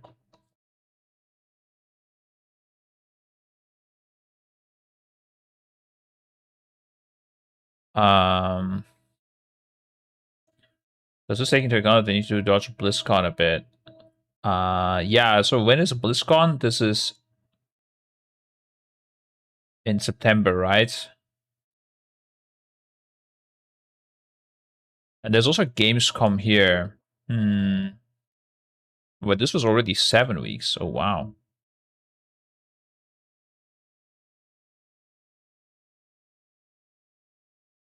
Wait, 13 weeks. Is this 13 weeks after release we got this? We're right now on 12.0.5, right? So 8 weeks. Yeah, this is already 7. So this is 13 before. So the end of the expansion is 13 weeks. Right? This month. Okay, it's month into day. By the way, guys, if you're using this format, I'm sorry, but you're just stupid, bro. Like, I don't care. It's just you're just like. Can somebody tell me? Am I like missing something? Oh, sorry, your camera you can't see. Let me let's move it here.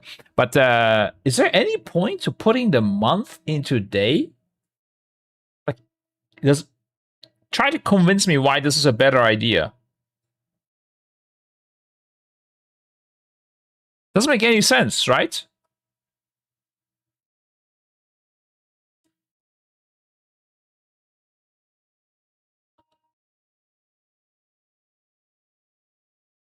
Yeah, if somebody has a reason for this, please let me know.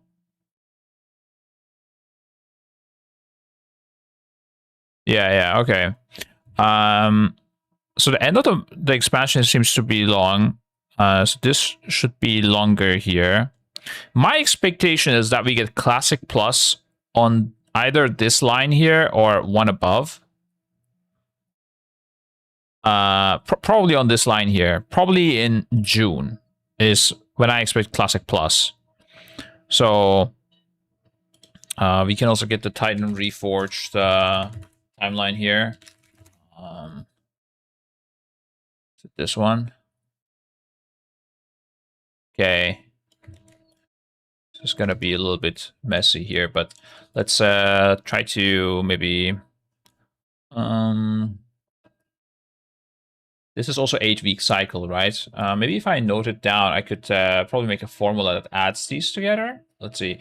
I'm gonna convert it to normal timeline. June 25. And then how do I do 8 weeks? How do I add 8 weeks to this? Okay, I have an idea. So this should be 04, 12, 25. And then if I do this minus this. Oh, sorry. Oh, what am I doing? This minus this. Does not work. Right? Is this already a date? No, it's not a date. Maybe use dots. Come on, convert it to date automatically. Okay, format. Why am I zoomed in, by the way? What the fuck? Date. I can't minus dates, really? Check your category. Where's my category? The stream game has been updated to coding day. Okay. It takes gonna be okay. Let's see.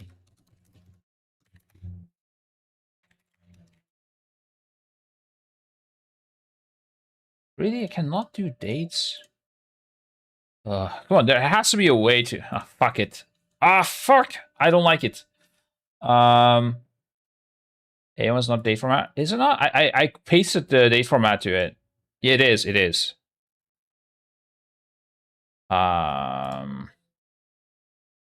Maybe this needs to be date format. No.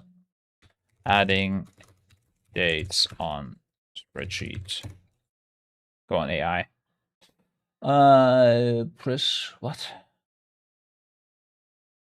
No. Oh, no. I mean, adding and subtracting. Go on AI. Oh, you can just do +10. Wait, hold up. What?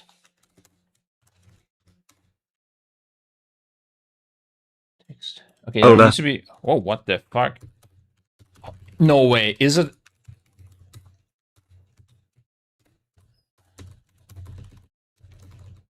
What the fucking? Oh, there we go. It's fucking US format. Okay, wait one sec. This is like docs me or something. I'm gonna change the format. Hold up. We're almost there, guys. Don't worry. Yeah, United States. We change it to Germany. Save and reload. All right. Okay, it did not dox me, but I didn't know, so I had to take it. And there we go. There we go. 18, 11, 225. What the fuck is it doing now? 18, 11, 225. Okay. There we go. I can do this, and then I can do this plus... How many days is it in 8 weeks? 8 times 7? Wait, that's 56, right? Surely. Must be. 13th? Wait, no. It's not 8 weeks then. Wait, what? Wait, what did I say? 8 times 7. Why can I not count? 2, I could just do this. And not think. 56. What? What the fuck? 67? You confused the shit out of me, bro. It was 56. Bro. Crazy. Guys, you can't... My head is already scuffed with this whole shit, okay? You can't do this to me. 67, bro. That's crazy, man. Okay, but they didn't stick to the 8 weeks cycle on this one. So this one, for some reason, was, what, 46 days? 47 days. And then...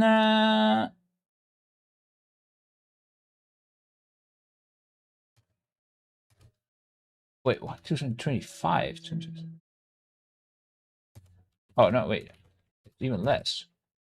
Oh. Oh, it's like first thing was, I guess, really short or something. Okay, there we go. Now 56. There we go. Huh? It was also delayed by a week. They didn't stick to the 8-week cycle, bro. What did they do? 63? Yeah, they did 9 weeks here. So it's not guaranteed 8 weeks.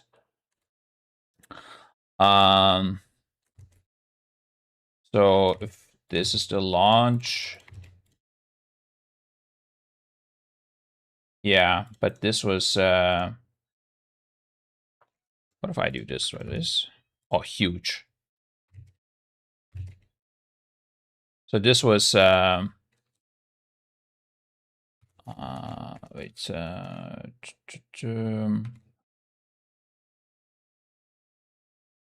Scripe has a degree in Kansai BTW. Okay, those 60 days. And it was 8 weeks, and except here it was 9 weeks. Okay. Has a degree in computer science, guys. It's fine. Yeah. It's been a while. It's been a while, okay. But I mean around according to this, around June it should end. If they stick to the 8 weeks, but they did fail and do 9 weeks here. Maybe they rush some of them and do 6 weeks on some of them. Who knows, right? Should put 1 digit for you're feeling good? I was like, man, use Bloodlust. You're You're like, okay. Now I'm stressed, bro.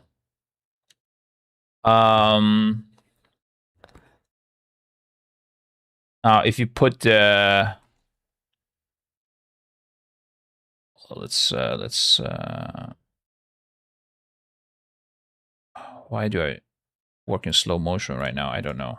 Okay, if you put the midnight release as well, midnight and the last Titan. 12.0.5, 12.07, 12.1, 12.1.5. What? Oh, this like auto converts it to a date for some reason. Okay. Formats. Plain text. 0.7 and point. Was it 3, 5? No, 5. 12.7.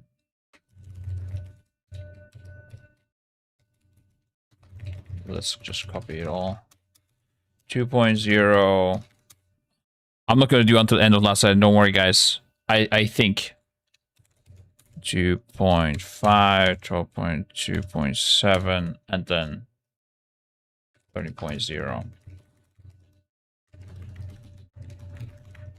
Okay. And we are currently here, right? So date-wise, we are on 21/4/2026, and we take this and do the plus 56. That's when we have all their calculations. Let's move this to the side.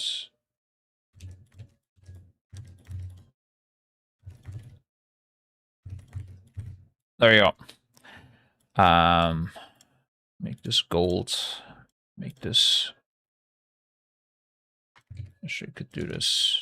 Oh, okay. Okay. I know you guys like how this whole thing looks already. I can tell that you really like my color choices. So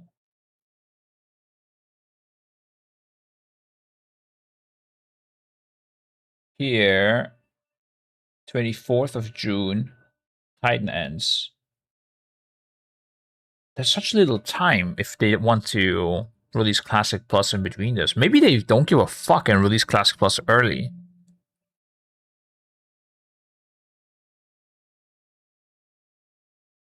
Huh.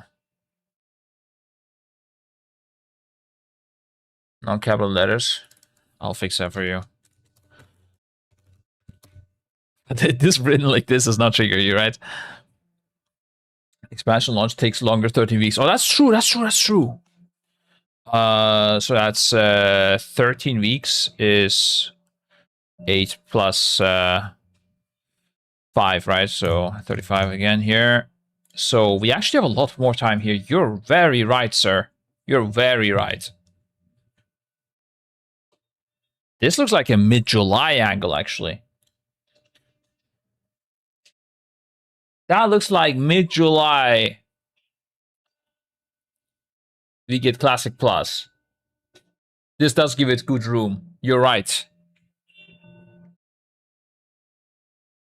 That was January. Or even pre-Christmas break. Whoa. Yeah, the thing that makes me think they might do that is the people getting invited to the Blizzard campus thing that happened last week, right? We got some pictures with Zar US fans, Soda Poppin and stuff meeting up. That's a bit sus. That's definitely a bit sus. I mean, it has to be Classic Plus. There's no other thing I could imagine. Because if it was like something like Plunderstorm or something, they would have invited other people, not just Classic players. And BlizzCon is coming, and it's a bit weird. It would be a bit weird to announce at BlizzCon on July we have Classic Plus. On in like, what is this, August we have the Last Titan, and until then we have nothing. You're right, but releasing Classic Plus also will kind of kill the Titan Reforged servers. And Midnight. December, also like releasing both games during summer kind of is stupid. Yeah, actually, this theory is kind of dying. Maybe we get like a patch for Classic Plus or something here, but I think I agree. It needs to be released earlier. Okay, we got enough time. I'm chilling again. I was a bit panicking. So if it was like really early in December, actually, I'm gonna stop looking at these dates because this is driving me crazy with this format, bro. Okay.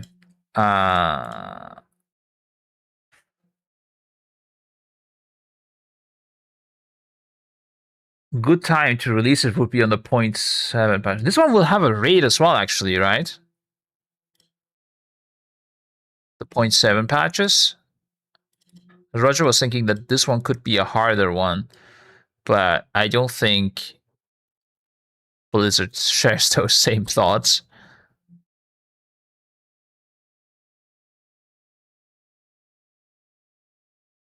It's so weird that all these games exist and need to coexist in a way.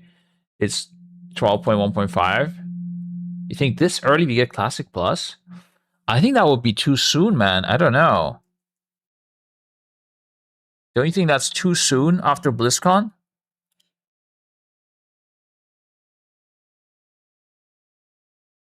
Oh, the second raid is on 0.5? Really? That would make a lot of sense then. That would make a lot of fucking sense then. What's the Blizzard roadmap? Midnight or whatever. Let's copy this into this timeline.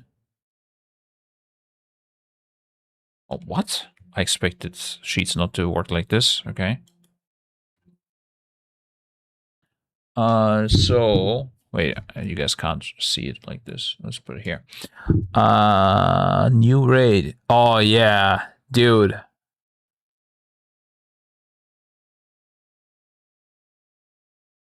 Wait, what does new standalone mode mean actually? What is that?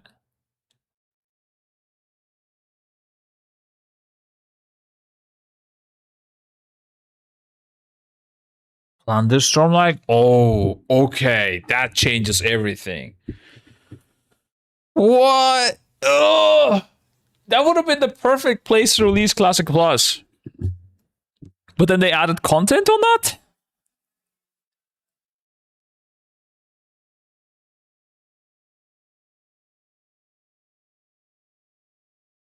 Wait, actually, why are we trying to rush this? I think, if you think about it, the best place to do it would be right after a Race to War first.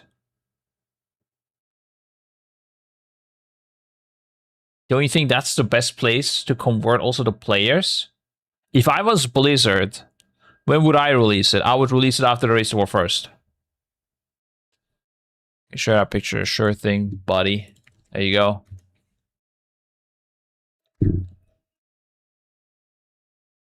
A lot of people start reading progression though. That's true.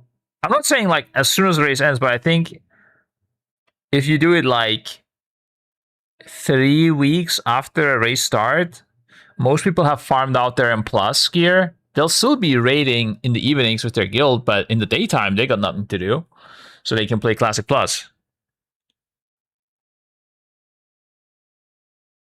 I mean, I think releasing Classic Plus before a Race to War first makes no sense. I think that's stupid. I don't know.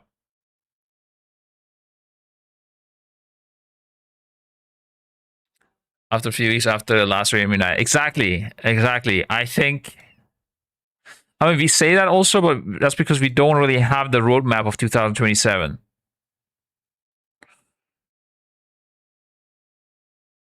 I mean, if this didn't have this new standalone mode, it would for sure be the best time, right? There's nothing else. Story and quests, holiday updates, and turbulent fucking time ways. I mean, I'll give you a turbulent time way. It was really turbulent. You go back to classic. There you go. That would be the turbulent time way. But this new standalone mode, last time it was pretty fucking good.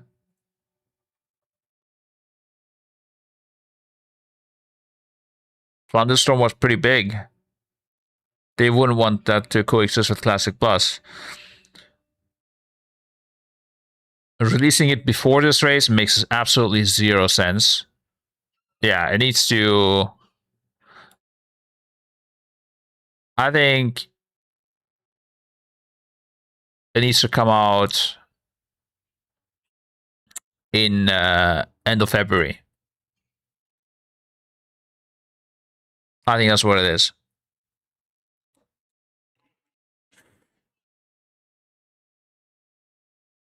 I thought the Plumber was kind of mid. First time was good.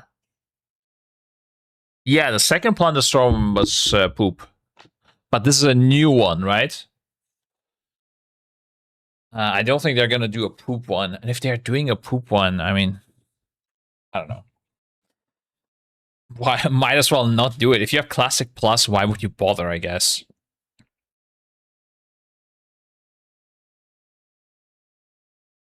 I don't know. Yeah, I think assuming assumption Classic Plus, I'm gonna go with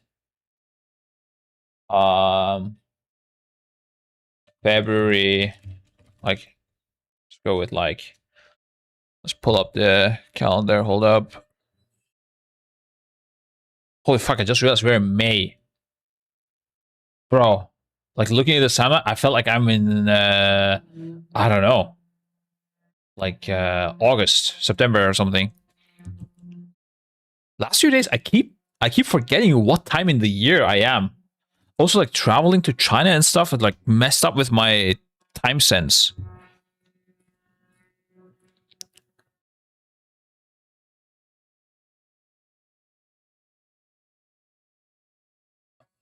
February 26th, bro. I think that's when it comes out, guys. Okay. There you go. That's the date. You can announce it. It's out there. GG's. We did it. Ravage King anniversary ain't happening.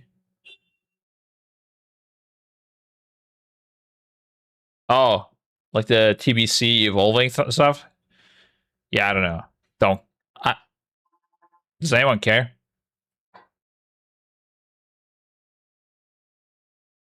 I don't know. I don't think I'm gonna do that. That's for sure. So this would be February 26th. Look at that. That's also right in between the... Wait, I'm looking at the wrong year. That's actually horrible timing. A week after that, we have Titan Reforge one more week. Maybe a week earlier. What would that be? Yeah, a week earlier. Yeah. We go with February 22nd. I changed my mind. Echo number 1. Oh, wow. Holy, dude. Yeah, that's right.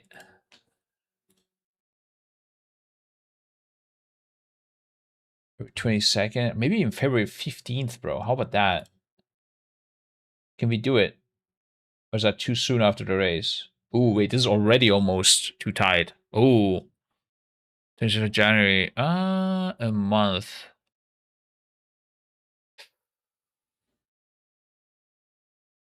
I think this is what's going to end up happening, and people are going to be mad at Blizzard saying, man, I'm still progressing with my guild. Why did you release this early? By the way, this is a Friday, by the way. You start GTS down? Yeah, it was loud for me as well, actually. Let me do that. It should be lower now.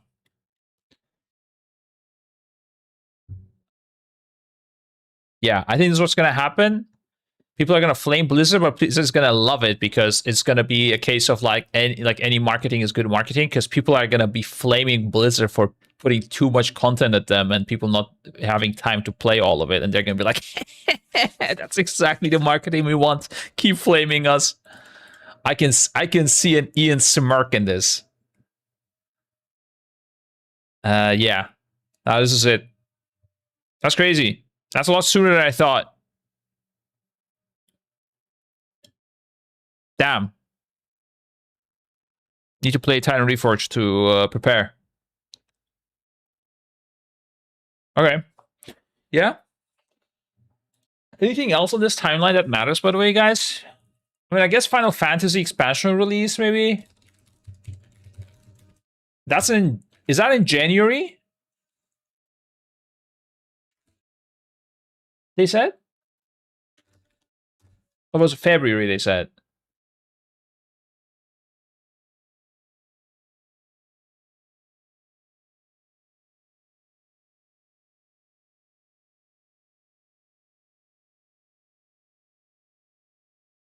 This doesn't make too much content. Better video. Oh, yeah, for sure.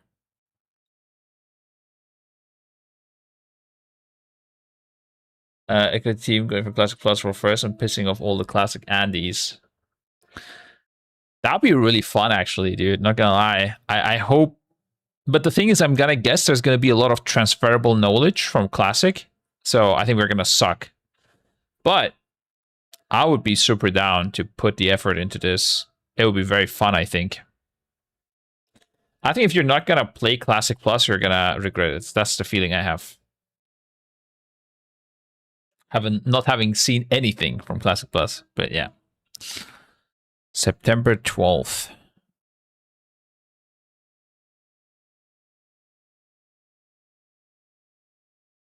Let's notice something. Wait, that's a bit weird. When does autumn end officially? Autumn. November 30th. It was on the day before the winter storm. Oh no, it's December 20th. Wait, what? In the northern hemisphere. Oh, is there like different definitions? Astronomical ends.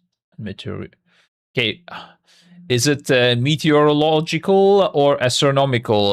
This calendar, guys. I don't fucking know. December 21st. Okay. Well, then, yeah, there's time to put this in December 21st. Okay. When was... Nobody knows? January, yeah. Okay, January. So Final Fantasy expansion comes out and Blizzard shoots with a bazooka on February 22nd and kills the expansion. Wow. That's crazy.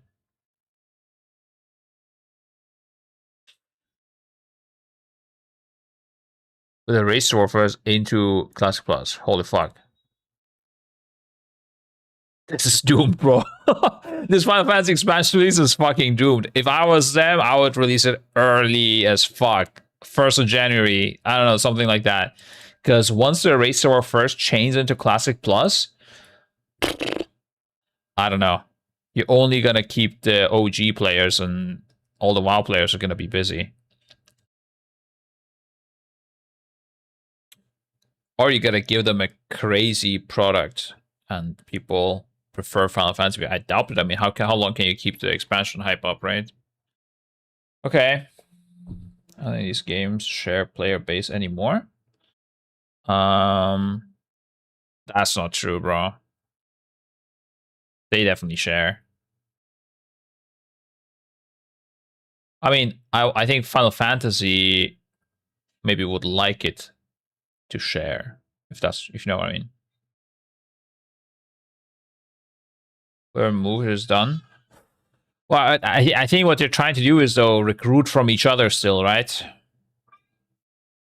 Like, I do think so. They found a fixed resetting of graphics settings each time you start the game. Uh-oh. All players will always be busy. Yeah, but this is next level, bro.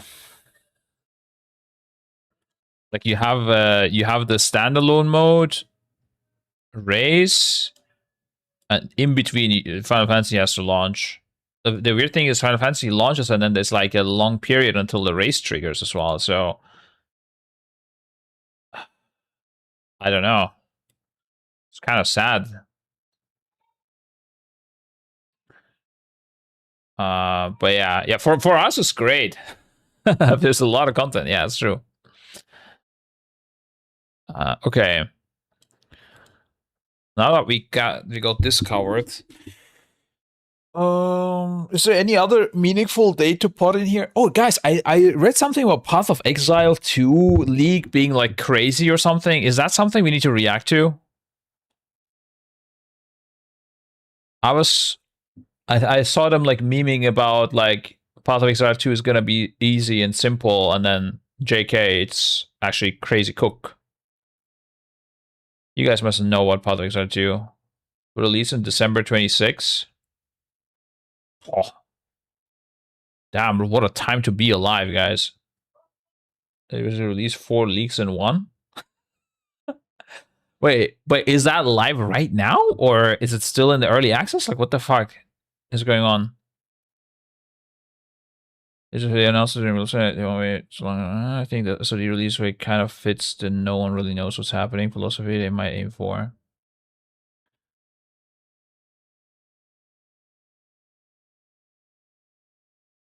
The 0.5 launch next week. Out is in 3 weeks. Biggest patch ever. Are you saying we should play PoE 2 on 29th of May? PoE 2 surely is going to be better than Diablo 4, right? Like, do you guys think there's a competition between the two?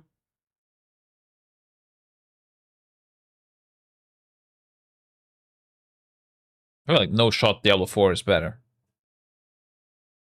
Yeah.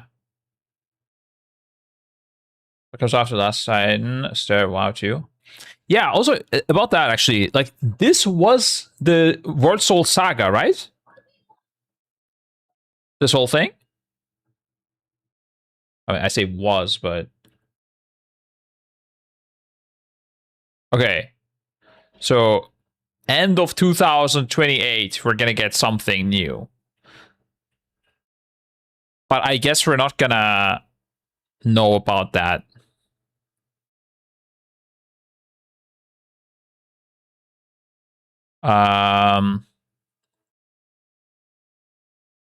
It looks like we should get a banger BlizzCon at 2028. But it would be too late to announce something as well that late. So they would need to announce it. Huh. Maybe they announce it at Gamescom? But even that is too late. People need to know what's happening like around here. Just... Oh, sorry, I'm getting confused with the dates again because it's Chinese formatting. I don't know, 2027 BlizzCon. Yeah, 2027 BlizzCon could be... They did host them in November in the past, right? Or something? Or was it always September? When was the last one where I was? I feel like that was November. November. Yeah. Yeah, November. Also, this doesn't take into account the late release, actually. Who made this? Like, why would you not put longer time for the release of the expansion? That's stupid. Yeah,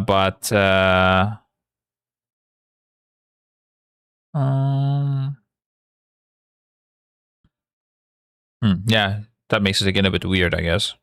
But okay, anyways, doesn't really matter too much. But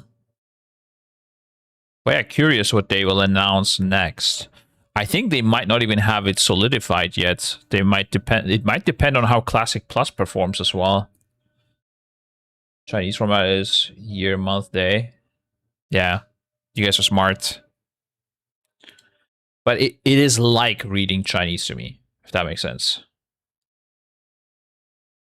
That's the same confusion I get. In fact, they moved to this is a source of my copium for Classic Plus being released in 26.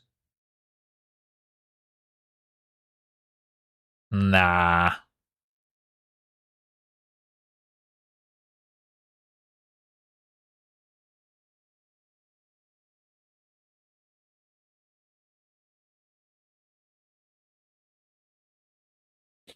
They do like their December releases, technically. Because it's like holiday season. But I don't think so. I don't know. I'm still feeling the February, bro. The thing is, if it was that close, I think this would be too late marketing. They don't want it to be that late, I don't think. So there was MDI, AWC. Yeah, that makes sense to a degree, but I don't think it's just that as well. Probably a bunch of things that made it go to September. But yeah. Okay. So is there something you guys want to compete in, or depends? I will definitely play it. I don't know if we compete in it or what we do. This plus doesn't need marketing. The hoping with classic addies does that for them.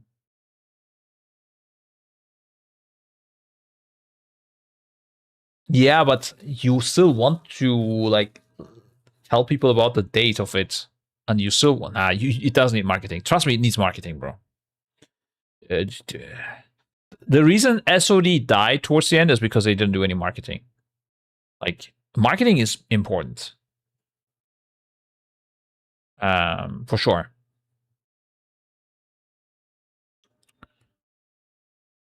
I mean, the whole reason they're doing BlizzCon is basically marketing, yeah. It's a massive marketing event. SOD died because they announced no more content for it. No, it was already dead before they did that. People already stopped playing. And it's because I, as an active like SOD player, I say active, like I played each season, but like not to the last day, right? I didn't even know when the patch was coming. Like it was like suddenly like, oh yeah, next week is the SOD patch. I'm like, okay, I guess. Nobody was even aware that it's happening. It was like super low key releasing stuff. I think they may have intentionally also held it down a little bit because they wanted as I feel like they may have wanted it as more of a testing ground for Classic Plus rather than a content for itself.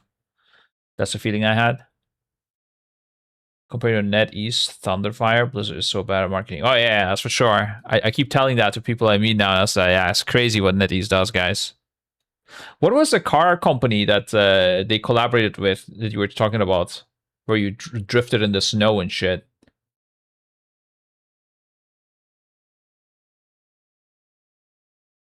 Oh, it's ads running now again. As Audi. Oh yeah, they had NetEase had a collab with Audi with like World of Warcraft themed some event, and they were like going up north in China and drifting in the snow and shit. Like, can you imagine World of Warcraft doing this? Like, then we had the solar farm thing. Let's actually get into that, okay? After the ad, I'm gonna look into the solar farm. You guys want to look at let's look at the solar farm first, and then let's look at the some cuts from the vlog as well. Okay, we're gonna drift to the Chinese documentary now. I have it open here. So this is a place I went to, guys. Okay. Do I wait for the ad to finish?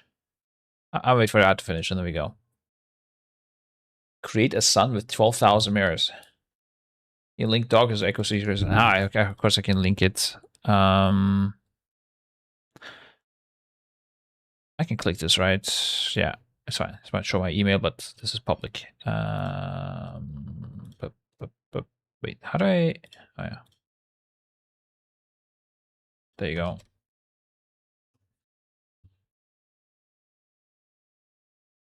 I kind of need something like this for all games that should be on my radar.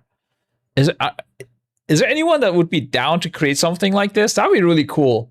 Like PoE 2, I don't know, even like Diablo 4, Destiny, fuck it, like even if like RuneScape it has some big updates, I would like to know about it, you know? Is there something like this out there? Like surely somebody made this, right? Like some news website or something? Like all the good PvE games basically. Not just ARPG, but AI. Yeah, it's just AI is so untrustworthy, bro. It just fails so many times. I don't know. This is not getting more updates to LoL. Are they not getting any rates or anything? Really? Crazy. Last Epoch, best ARPG. I did not play it ever, actually. Is it that good?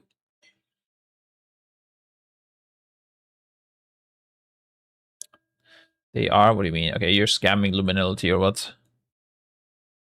If anybody's out there that's down to create such a document, I'll be super down. We can review it on stream. Honestly, I could pay you money for it. I don't know. I just need to know that. I need information access. Oh, the link got killed. But yeah, anyways, we go and react to the Chinese documentary, okay, guys? 10 minutes. Let's see. Wait. No, it's fine. I'll just need to put the video up. 太阳正在夜，在这些神秘的角落，太阳正在夜晚。subtitles.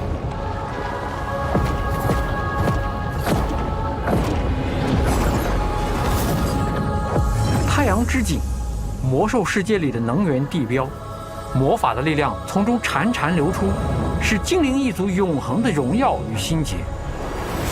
而在现实世界，也有这样一座太阳之井，即便在万米高空，它的光芒也清晰可见。甚至，你还能拍到 I didn't actually see it from the. 两大人类。I could have probably seen it from the plane, but I actually did not look for it. I was sleeping. God damn, I didn't think about that. This is so bright, guys. When you're there, you cannot look at the. I'll explain how it works if the documentary doesn't. I don't want to bore you by explaining twice. But this thing is so crazy bright. It's like you're looking at a sun. Basically, it's Sunwell. That's why they came with the idea, probably. 工程奇迹的千年同框，它究竟是什么？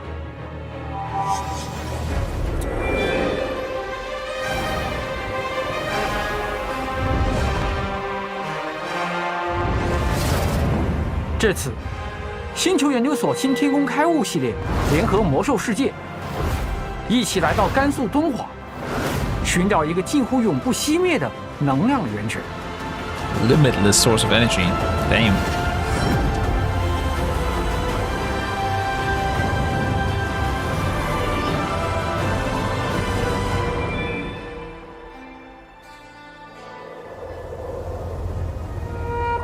我们的目的地是距离敦煌市区约24公里的一座电站，远远就。24 kilometers far away. By the way, Dunhuang is super small. I think, what was it, like 3 square kilometers or 9 square kilometers or something like that? I think it was 9. Yeah, I think that's 3 kilometers to 3 kilometers. So it was 9 square kilometers. It's a super small city, I guess you can call it city, or town, I guess. Wow, music. Yeah, by the way, this is crazy. Like, imagine having a solar farm and thinking about combining it with World of Warcraft. Like, this is some like crazy marketing idea for sure. 能看到塔顶散发着刺眼的光芒。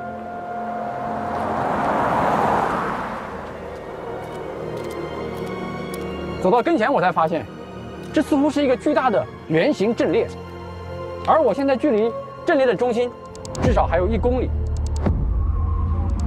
一圈圈镜面围绕着中间的高塔。Yeah, this looks crazy. 高塔上正散发着耀眼的光芒。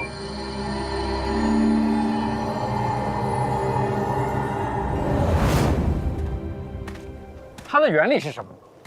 别急，让我先做个早饭。接下来，我们用这个镜面聚焦光热，加热这口锅。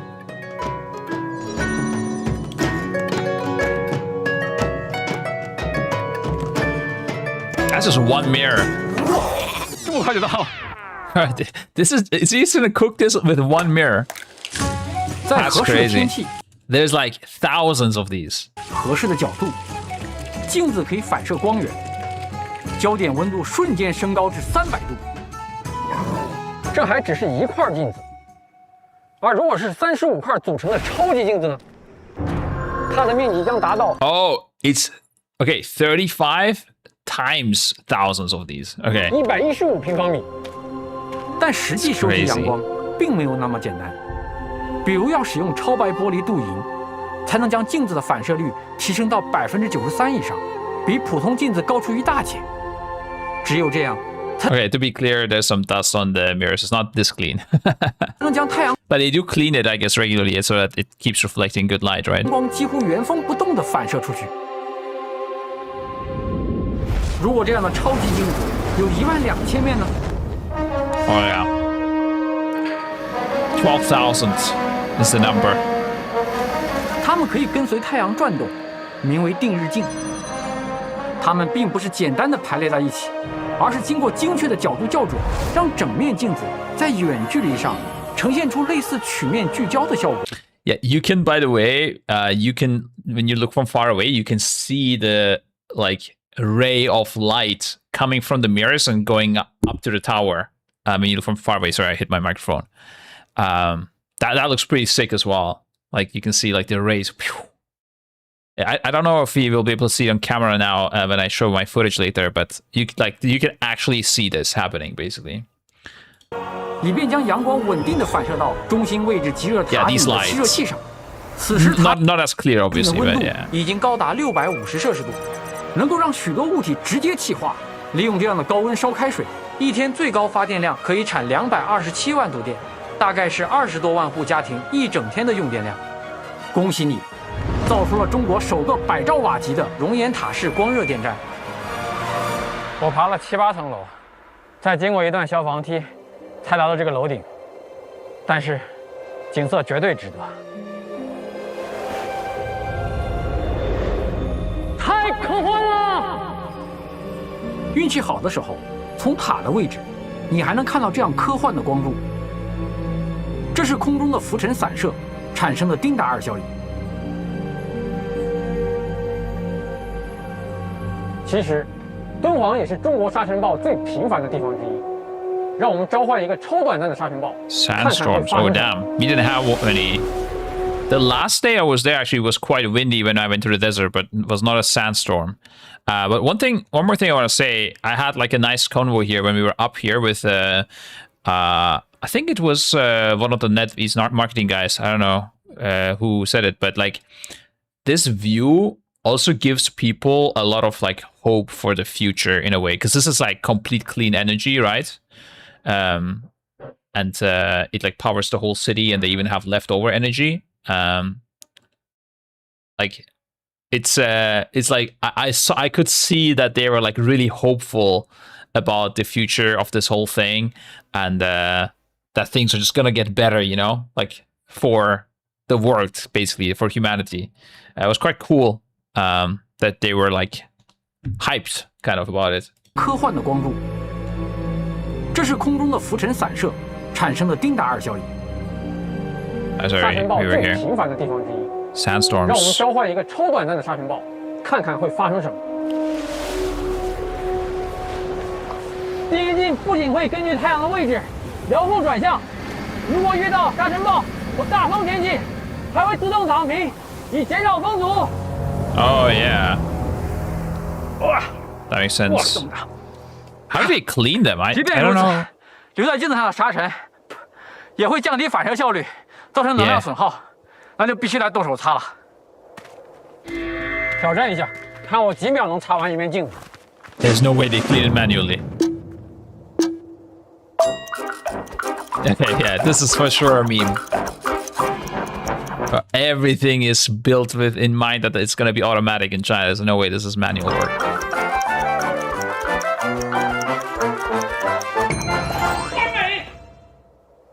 擦一面镜子，我用了20秒，35面大概就是700秒，12分钟左右。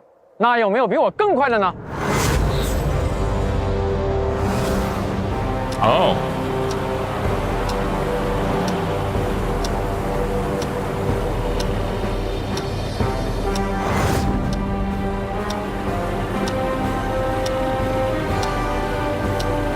This I did not see. 这样干净的镜面，当然不只是围着太阳转，它还可以在夜晚到。 Did NetEase build this or just partner with them for advertising? No, NetEase is just a partner for advertising. The company that built this, I don't remember the name. Maybe it gets mentioned, or Nasa can write it in chat. And also, like, this is not. This is here since 2014, so it's not like ultra new, but they did some marketing for it. It's, I think also when it's some really ultra new technology, I think they don't even necessarily want to mention it because they don't want, like, it's new tech, right? They were trying to keep it a bit secret as well. I think how everything works, but now they were like ready to share. I guess I don't know what the intentions are. That's me just theorizing. But apparently there's like some newer tech now that we are not aware of how they're doing things. Because I didn't even know about this mirror tech. Did you guys know about this? I thought the way you do solar energy is with those panels. And like each panel just, I guess, absorbs it in some way. I had no idea about this mirror technology thing. It's older. Yeah, it is older. But I did not know about it. I mean, I'm also not a solar tech guy. I don't know. Solar farms are not new. No, but with mirrors, I did not know about it. You need salts in the tower as well to keep producing during the night. Yeah, they did mention that there's a salt block up there or something. I don't know. There's a solar mirror apparently like this in the US. Ah, okay. This apparently is the, like, of this type, it's the biggest one in China. 成为真正的星空之镜。 万点星光在镜面上为你闪烁。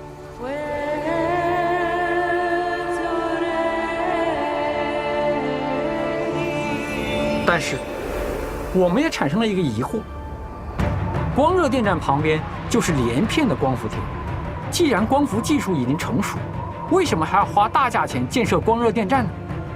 因为它能充当电网的守夜人，光伏只能见光发电，中午发电多。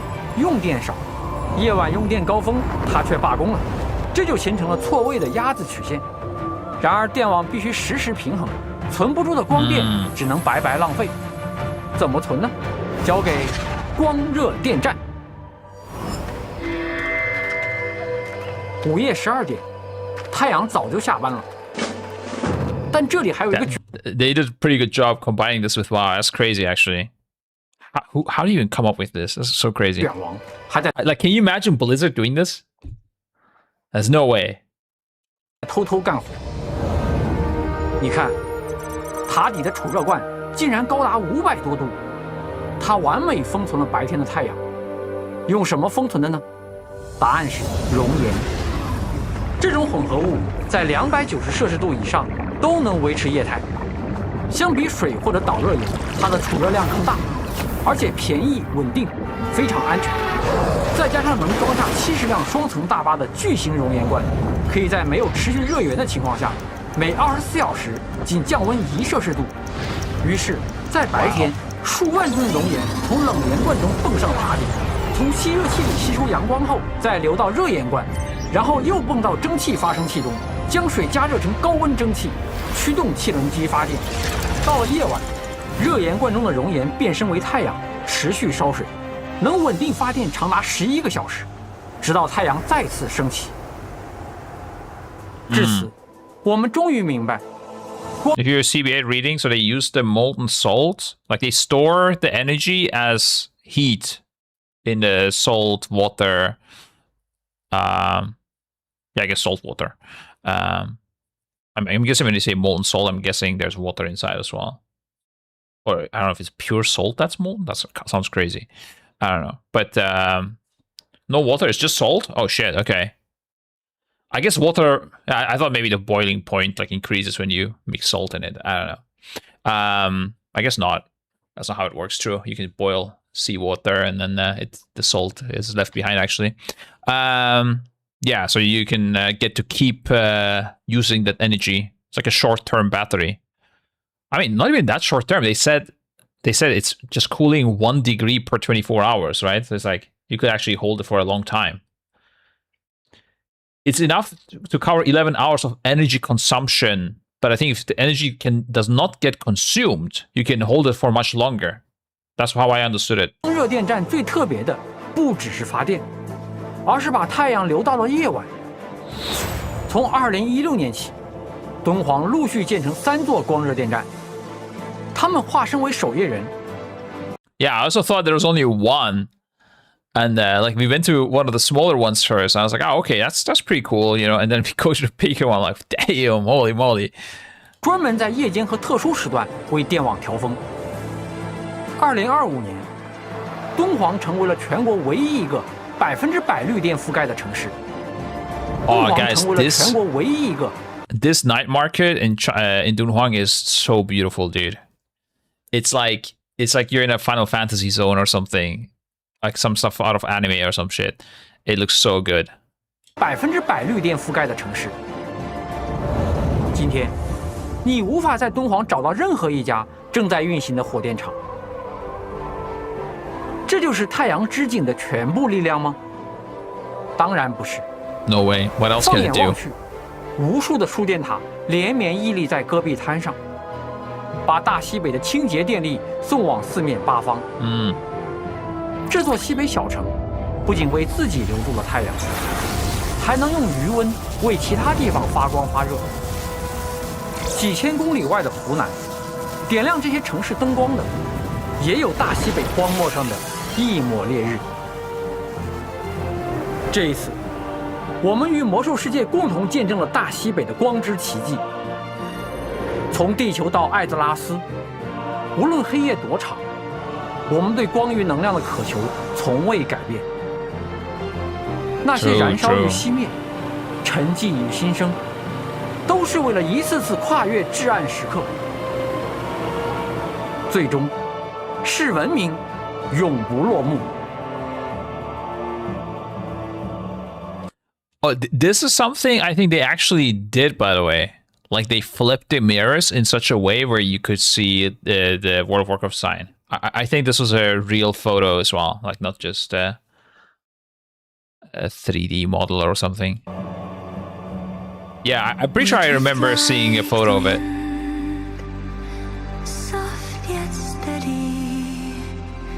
This is just credits.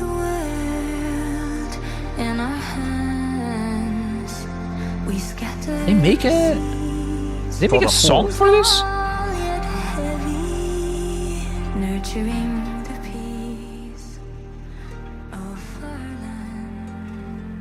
What? Or is this like an existing song? 版本12.0至暗之夜现已上线，太阳之井再次面临毁灭危机。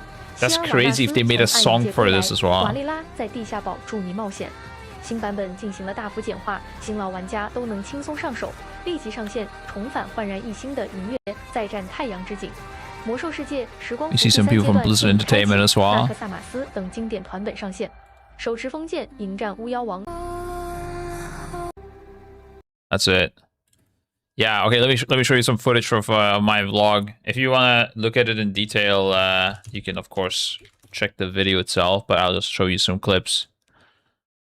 Oh wait, you're gonna see me high-fiving my son here. Look at him, bang.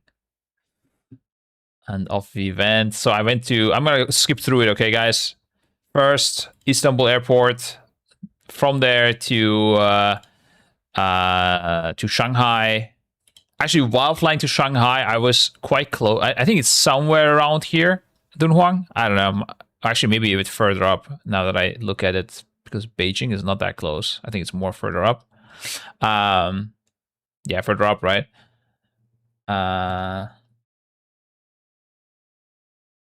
Oh, they used a song for a promo video as well. You want to link the song, Nasta? This is a darkness, but the Chinese were used as midnight. Oh. Yeah, I think this is me landing in Shanghai. Then from Shanghai, I had to wait for a couple hours. We met up with Nasta here. Initially, he was like, I don't want to be on camera too much. And then later on, Jake put a camera in his face in IRL stream. He was like, and this is Nasta. He's like, okay, well, I guess he's on camera now. I told you though, Nasta, it's not going to happen. Jake didn't know that he didn't want to be on camera. He just like slammed him. That's how IRL stream is, dude. So yeah, then we flew to Lanzhou. Also really cool. Lanzhou is like a popular Muslim place. I actually could eat halal food. This was a halal like Muslim restaurant. Had beef noodle. Everything I ate in China was completely different to what I would normally eat. Like tons of different food. Tons. And that's even me being like restricted because I'm trying to eat halal. If you don't have any restrictions, if you're not like vegetarian or something, you're gonna have endless amount of food to try. You could just live there for 2 months and eat every day something new. No problem. No problem. Yeah, and then we landed in Dunhuang from Lanzhou. This was our bus. People playing ping pong outside. There's a crazy sight. I've never seen this. There's like 9 table desks here, table tennis desks. Especially at dinner time, like after dinner, this is crazy full, and you just hear all like beep pop, like this, just the balls bouncing. Perma, pretty cool. Some street food, guys. I'm not gonna go into the deals. You can watch it if you want. The hotel that I forgot to show when I came in was nice. They got us a really nice hotel. That's WoW themed as well. Jake, one of the coolest guys ever. Everyone I met in China, both Chinese, but also Jake. He was the only non-Chinese person, actually, I think. They were all incredibly nice people. Like, crazy nice people. Chinese people are, like, super polite and very nice to foreigners and stuff, yeah. I'm sure there are some bad apples everywhere, but people I met was insane. Then we had some nice dinner. There was this like light show, but it wasn't as good on in the daytime. Apparently, it's just like more designed for nighttime. That's one of the NetEase guys there.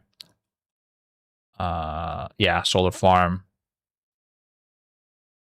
That's how things are in reality. Yeah, here like this, I could not look at. This you cannot look at without with normal eyesight. I don't actually know how it works when you put a camera on it. Does your camera get warmer because of that? I don't know. No idea how camera technology works. My camera did get hot for sure, but I don't know if that's because I pointed at that. Probably not. Yeah, they had some like nice light show. It didn't work in the daytime really. And then we went up the tower, and I'll show you the drone shots. I didn't have a drone, but Jake had a drone. There we go. This is like all real footage from Jake's drone. Looks crazy, dude. Oh, there's a mirror missing there. And here you have a picture. Yeah, this is something that I wanted to see as well, but didn't get the chance. During sunrise or sunset, because the sun goes down, right? Or goes up, like is like close to the horizon. All the mirrors go real like down. I'm sure that looks pretty sick as well. But the sun was up in the air. Oh, then we planted a tree. I wrote my blessing as I wrote my tree. Everybody was writing things like wait, let me fix that first. Everybody was writing things like a world without war, or like one tree planted per person builds a forest, or like something like meaningful, you know, like let's save Earth. And I was just Echo War first, bro. Guys, yeah, you know that's all I want, bro. It's fine. We planted a tree in China. That's gonna be a crazy story to tell. Like, apparently, planting trees in China is like a common thing. Like it's something that all kids do and stuff.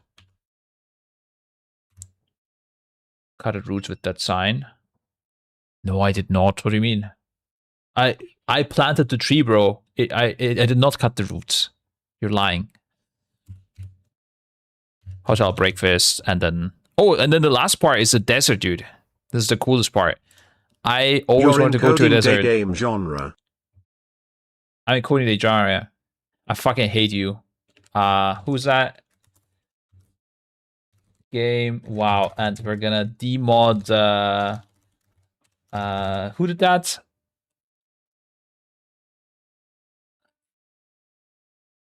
I'm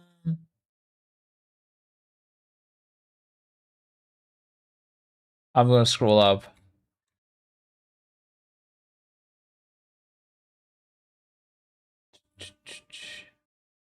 I can't find it.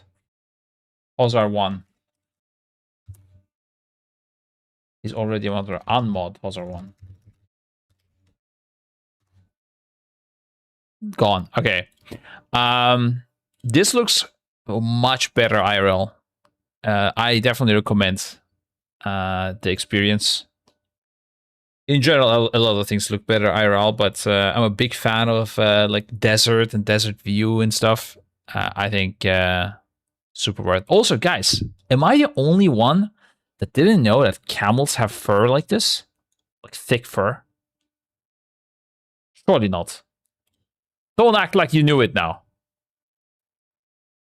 Like when I write camel here, like yeah, like this is what I expected. And this is what I not this one. This is what I got. I've never seen a camel in my life. IRL. But like on the pictures and stuff, you assume this, right? Like you assume them to be like kind of naked. But apparently they look like this as well. African and Asian are different. Oh, that makes sense. Okay. They are quite far away from each other, I guess. It's cold at night. True, it's colder in China, I guess, than in Africa. That makes a lot of sense.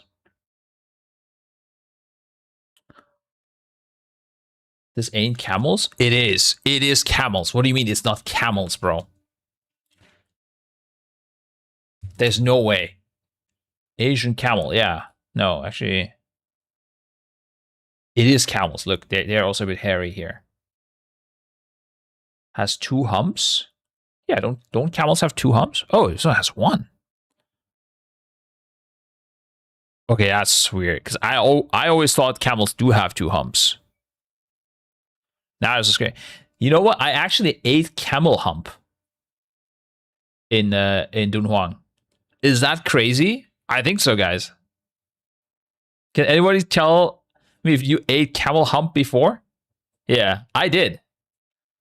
It tastes like nothing.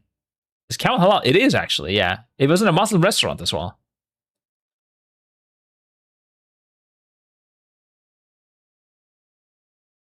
We do eat camel humps here in the Middle East. Yeah, it's like it's just like fat, from what I understand. Yeah, fatty deposits known as humps. There you go. Crazy shit, bro. I ate so many weird things in China.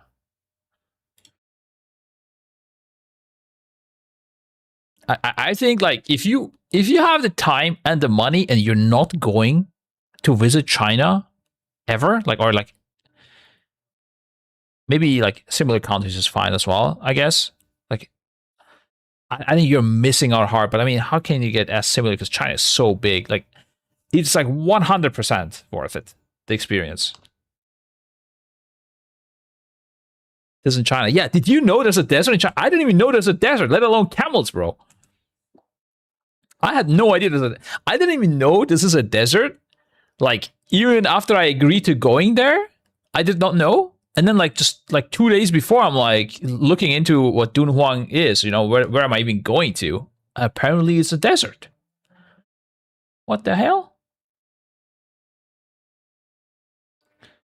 China has like every biome. Yeah.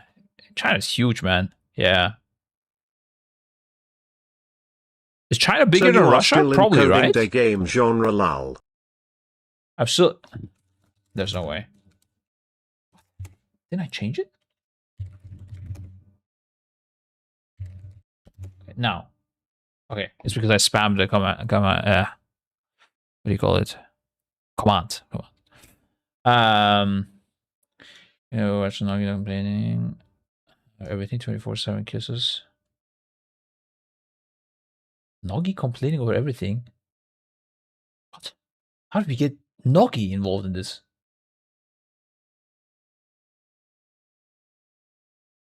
Did I? Wait, what? How is this relevant now? Oh, time to go back to watching Noggy. Oh, you were Noggy. You were watching his stream. Okay, okay. I misunderstood. Okay, he's complaining about stuff. Yeah, my go, dude. That's good. I also do that when I reach when I read things about Blizzard. Typically, they choose out the website to see how big is China. True size of website. The true size of. Is that the website called? Yeah, there's like maps that show things properly, right? And not in a scuffed way. The true size of. Okay. But let's finish this and then we're gonna check it. Actually, no, I'm gonna check it now. It's almost done. Anyways. True size of. Is this it?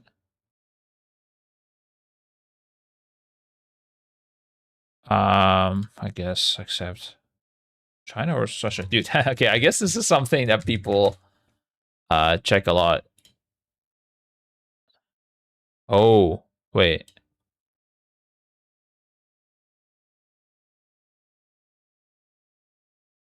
Also, Russia is actually... Oh, okay. When you bring it further up. But Russia is actually bigger zone-wise, right? But I guess most of it you can't live on. It's too cold or what? I don't know.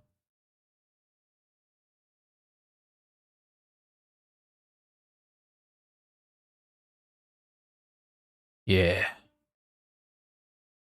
Looks like about the same size. Maybe Russia's slightly bigger.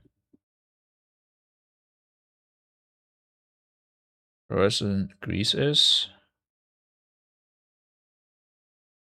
Rhodes.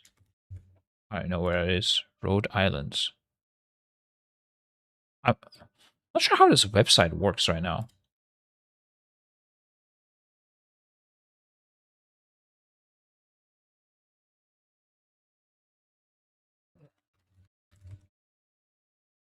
I mean, I don't know. It points me to this place, right? So say Rhode Island.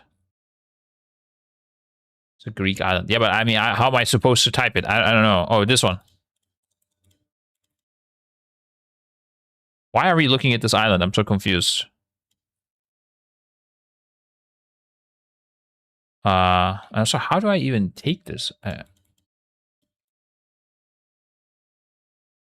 How it works? This one try.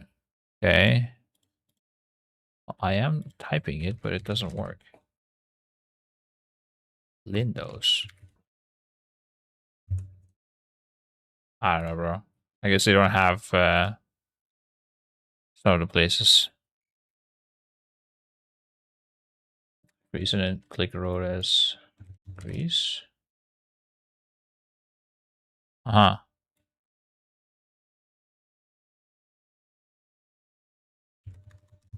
Yeah, I don't think it works. But I mean, why? This is not that big. I mean, yeah, this island is small. Yeah. Like, what are we trying to confirm here? I'm so confused. It's a small island, yes. I looked at it and it's still small, guys. I don't know what you're trying... Like... I feel like this is like somebody trying to prove to me that they have a big take or something. I don't know. Like, what are we... It's small, yeah. Like, even if you drag it up, even when it gets bigger, it's still small. Like, what?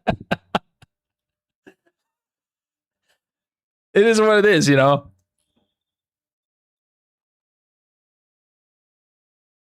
Yeah, I know, but yeah, China huge.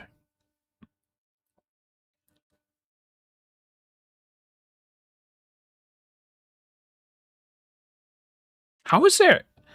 But like, US is also so big, but the population is not nearly as high. Or I guess how much is the US population? I would guess like 500 million US population. Maybe I'm completely off. 340. Okay. I actually wanted to say 400, but it felt like I was underestimating. Yeah.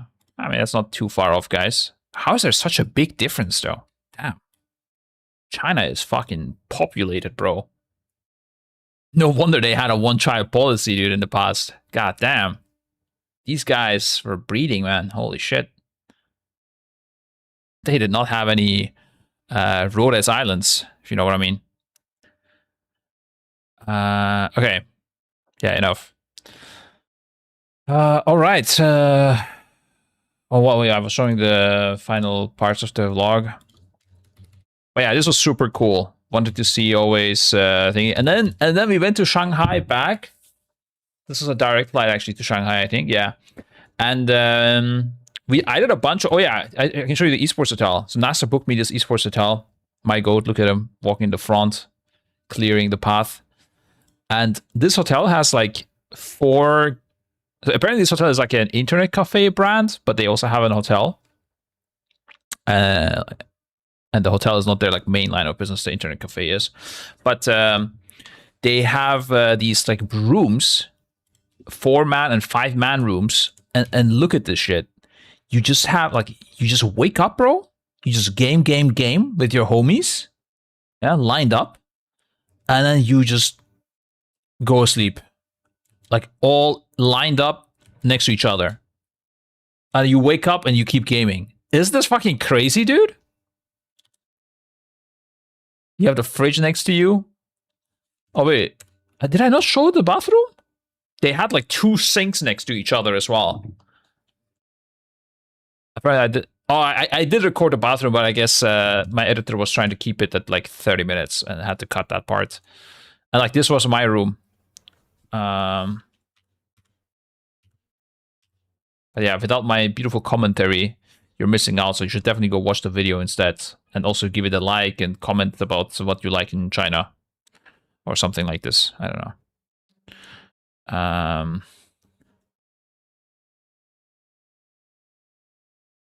Yeah, we hanged around in the hotel rooms quite a bit actually, with Jake Nasta until like 2 a.m., 3 a.m. I think one day. That was some crazy shit, dude. Oh, dude, this toilet scared the shit out of me. Okay, Nasta, you gotta tell me something. Okay, I didn't ask you this in person, but okay, it's great. The toilet is amazing, guys. Okay, like it recognizes you. It like opens up when you're there. Has some like UV light clearing the bacteria and stuff. You can aim the cleaning. Bidet. I don't know how to pronounce it in English. We have that in Turkey as well, but it's just like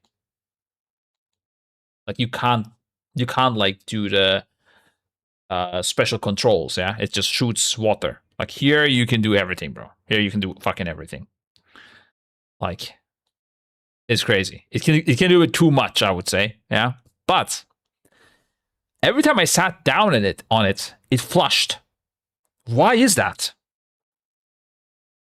I could not figure out how to turn it off. Why did it flush every time I sat down? It's refreshing. It was a bit refreshing. It works when you stand up. No, for me, it worked. It also works when you stand up, but also worked when I sat down. That was a weird experience. Pressure change. Are you saying that I applied too much pressure? Are you trying to tell me I have a fat ass? Or what is going on here now? What does pressure change mean exactly? But yeah, like, I don't know if I'm showing it here. It has like a remote control, dude. And no, I did not show it here. But there's like a remote control there and you can, it's like a TV control. Like you can just fucking control anything you want on that. 12.1 hotel rooms revealed. Yeah, that would be sick. Yeah. The one thing though, if you do plan on traveling to China, guys, okay, because I'm sure I've convinced all of you to go to China and travel there now. Make sure that you have like an international SIM card or something that you get. There's also eSIM cards. I don't know how it works with eSIM in China. You need a VPN. Yeah, it is what it is. It's like a lot of things in China are like you're not supposed to do it, but everybody does it. I don't know. That's just how things work. So you need a VPN. Because otherwise, without that, you literally lose everything. Like, I landed there. I need to go through like immigration control. Like, I had to fill out some forms. I wanted to like look up something. Yeah, like just any sort of information. Like which one do I need to fill out when I'm coming from Germany? And I could not Google anything. I could not access information because they have it all internal. They have everything in Chinese. If you know Chinese, you don't have a problem. But if you do not know Chinese, I'm guessing most of you don't, you're going to have a rough fucking time if you don't use VPN or you're not prepared. And also, the best of it, like I use this Microsoft translating app, but I'm sure there's a ton of apps that you can just, check your app store and you just speak into it and it translates, and the other side speaks into it, translates. People are used to it, I think, that like to use these apps over there. But at the start, I did not have an app, and it was tough. Also, you need to get WeChat as well. WeChat is OP. What's a decent budget for a trip to China, not including hotel, flight? What is a decent budget? Not including the hotel and flight? You don't need that much budget if you're not traveling. If you don't count the hotel and flight, the biggest cost is the flight. That costs a good amount, but aside from that, it's very cheap. And the cheapest things, guys, is the fucking taxis, bro. The Uber or whatever they call it. I think they use an app called Didi. But I actually had a different app in the end, but I never used it. The guys called the taxis for me. It's incredibly cheap, like crazy cheap. You just Uber everywhere. Definitely more than $5. So compared to Turkey, so Turkish taxis are really cheap, and it's I think around a quarter of the price of Turkey. If you're comparing it to like Germany, it's probably like 7 times cheaper, like divide by 7 basically, right? It's so cheap, dude.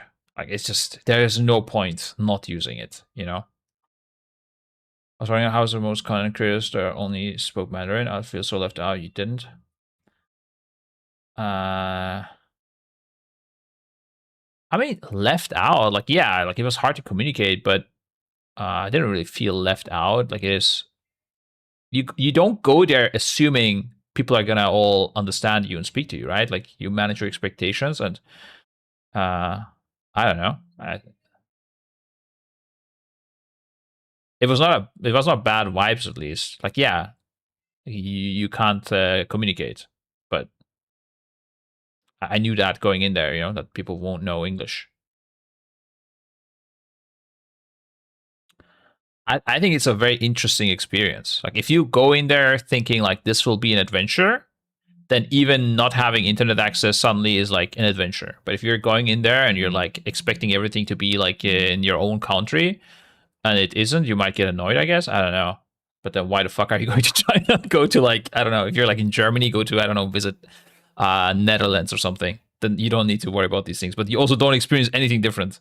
Everything is the same. Great. Good job, Like, if you go to China, you're going there to learn and see different things and adjust and adventure around. That's was my goals. Was good. I had a lot of fun. Like, it was one of the most fun I had in my life, honestly. It was very cool. Very, very cool. Okay. What do we do next? Maybe look at some Path of Exile 2 stuff? I don't know. Sounds a bit too crazy. Titan Reforge. If I had... Okay, my plan was to set up Titan Reforge, actually, so that I can play it on stream and, like, we just get to look at it and meme around. Maybe I do that for tomorrow. If I stream tomorrow, I'll do that. I might play some Titan Reforge. China hype.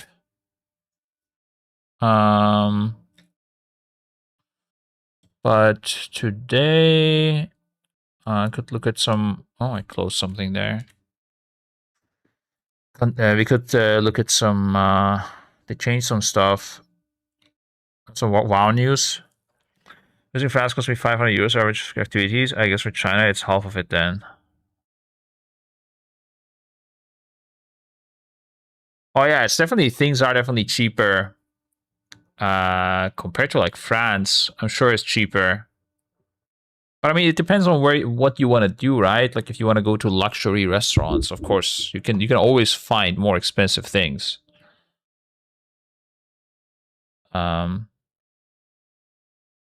Except with taxis, bro. With Uber, like you can get like the premium black ditties.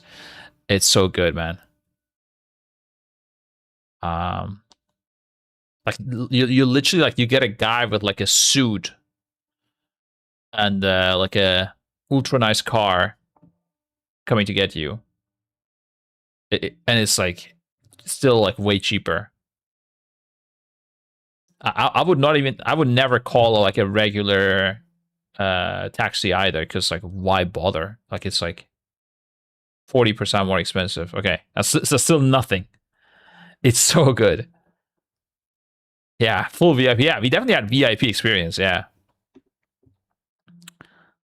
Also, the tea there was interesting as well. The tea culture, it's very different from Turkey. Their tea is like a lot softer. I tried the tea out, Nasda, by the way, that Peter gifted me. I had family over and I used one of the tablets, and it was enough for everybody to try out. Bro, the smell when you're making the tea is very weird, I must say. It has like this fishy smell to it. I don't know why. It's apparently like fermented tea, but when you drink it, it's not there. I liked it in the end, but I was a bit scared when it was smelling fishy when it was boiling.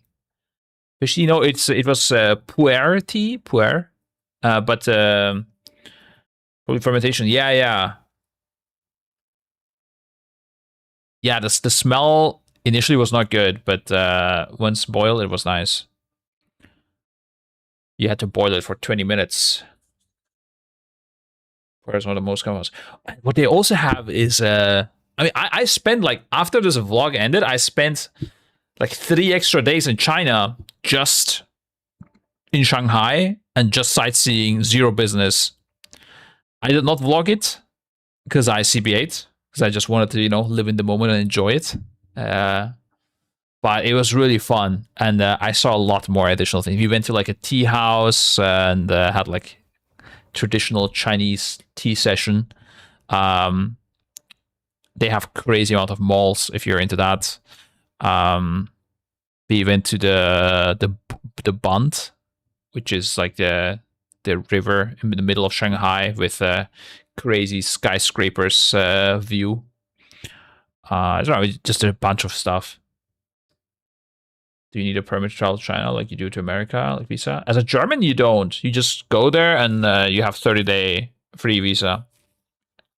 Like you get the visa basically by going there. I don't know, like visa at the gate or something. You just need to fill out some form when you're there. That's it. And they ask you like, why do you come? And want to see your hotel and flight back as well. I think they want to see. But the guy that like checked me at the security, like I was trying to show him things, but my internet doesn't work right. So he's like, so which address you're going to stay at? And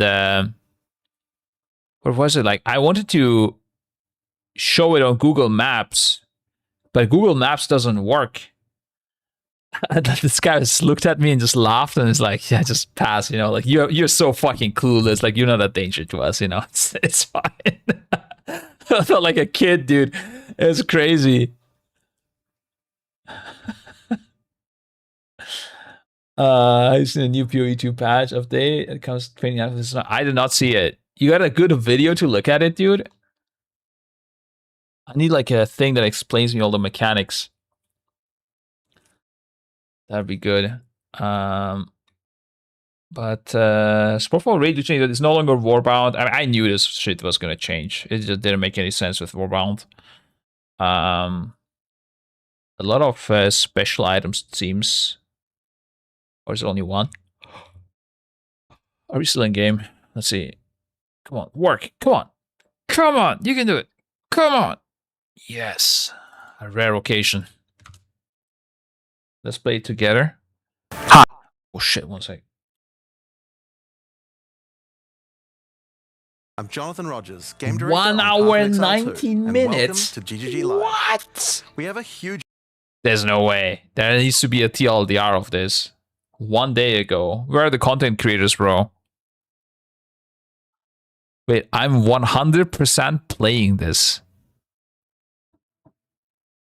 What is this? Is this about this? The Aspen will be even longer. 1 minute 30. God damn, it's rising, dude.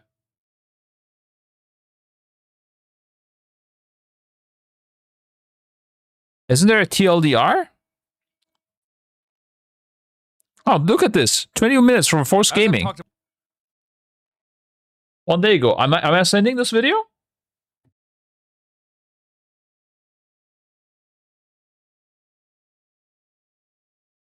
Is a tweet TLDR. Okay. God damn. Part extension. Last full league. Sorry, mass update. I'll try to keep some new Oh, yo. Okay, we're not gonna read all of this. Oh, looks crazy.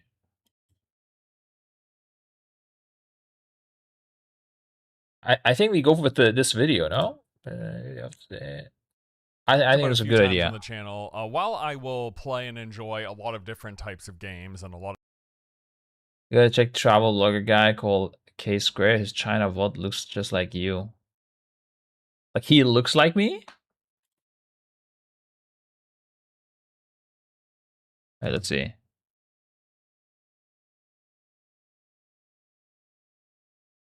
How do you mean he looks like me, bro? This guy does not look like me.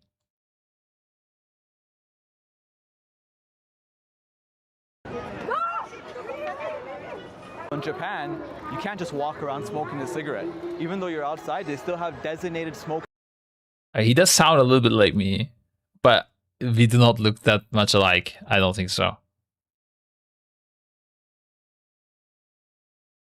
Actually, and now I start seeing it a little bit, bro. What the fuck? Younger version? This guy looks older than me for sure. What do you mean younger version?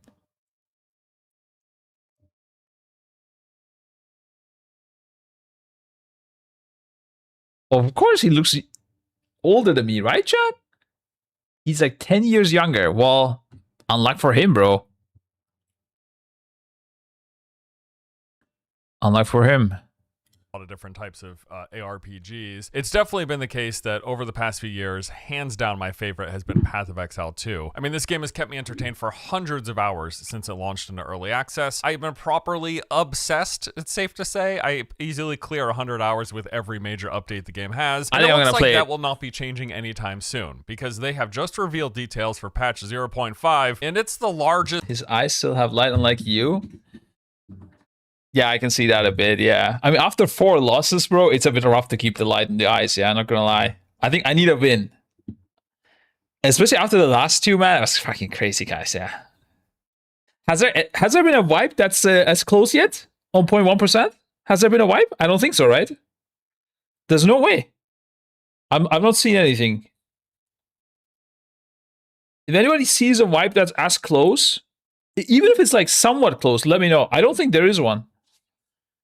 I don't think there will ever be one. Last one could have been 2-2. Yeah. I know, dude. I know. Especially the very last one. The very last one.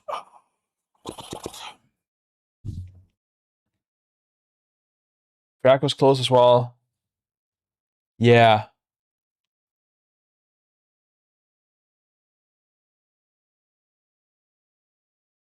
Things like, even if he lost Firak, like, I could see that. The Dimensius as well, like, I feel like the fact that we won Firak was, like, our own doing. Like, we played really good, and also we had the tech with killing the fiery ad first, so that the mechanics disappeared, which Liquid, I don't think, realized. They later on said that they did realize, but they didn't think it was important or something. But, they're full coping. I don't know what that is. They just trolled and didn't notice that we did that. Dimensius, again, if he got the win, I would have like said like we played really fucking good, you know. But this last one, bro, this last one is bad. Yeah, not gonna lie, we should have won this last one. For Elia, you need to wash the pour tea before drinking it. Pour boiling water over the tea. Let it sit for 3 minutes and pour the water. I did that. Repeat this process twice, and the tea is now awake. I did that only once. The thing. In the instructions, it didn't tell me to do it.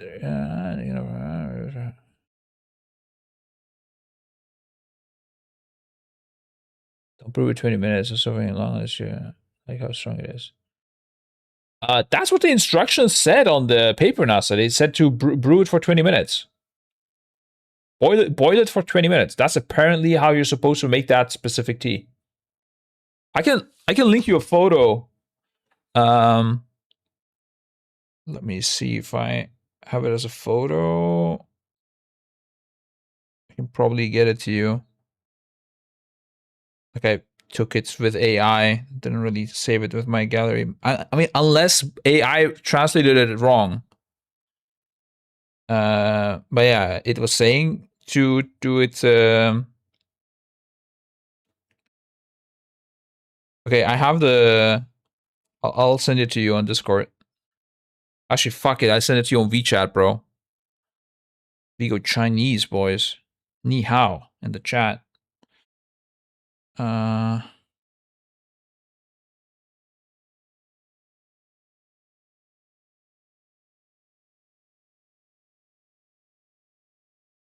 No, I mean, it says 20 minutes, literally in English, actually below that as well. Yeah.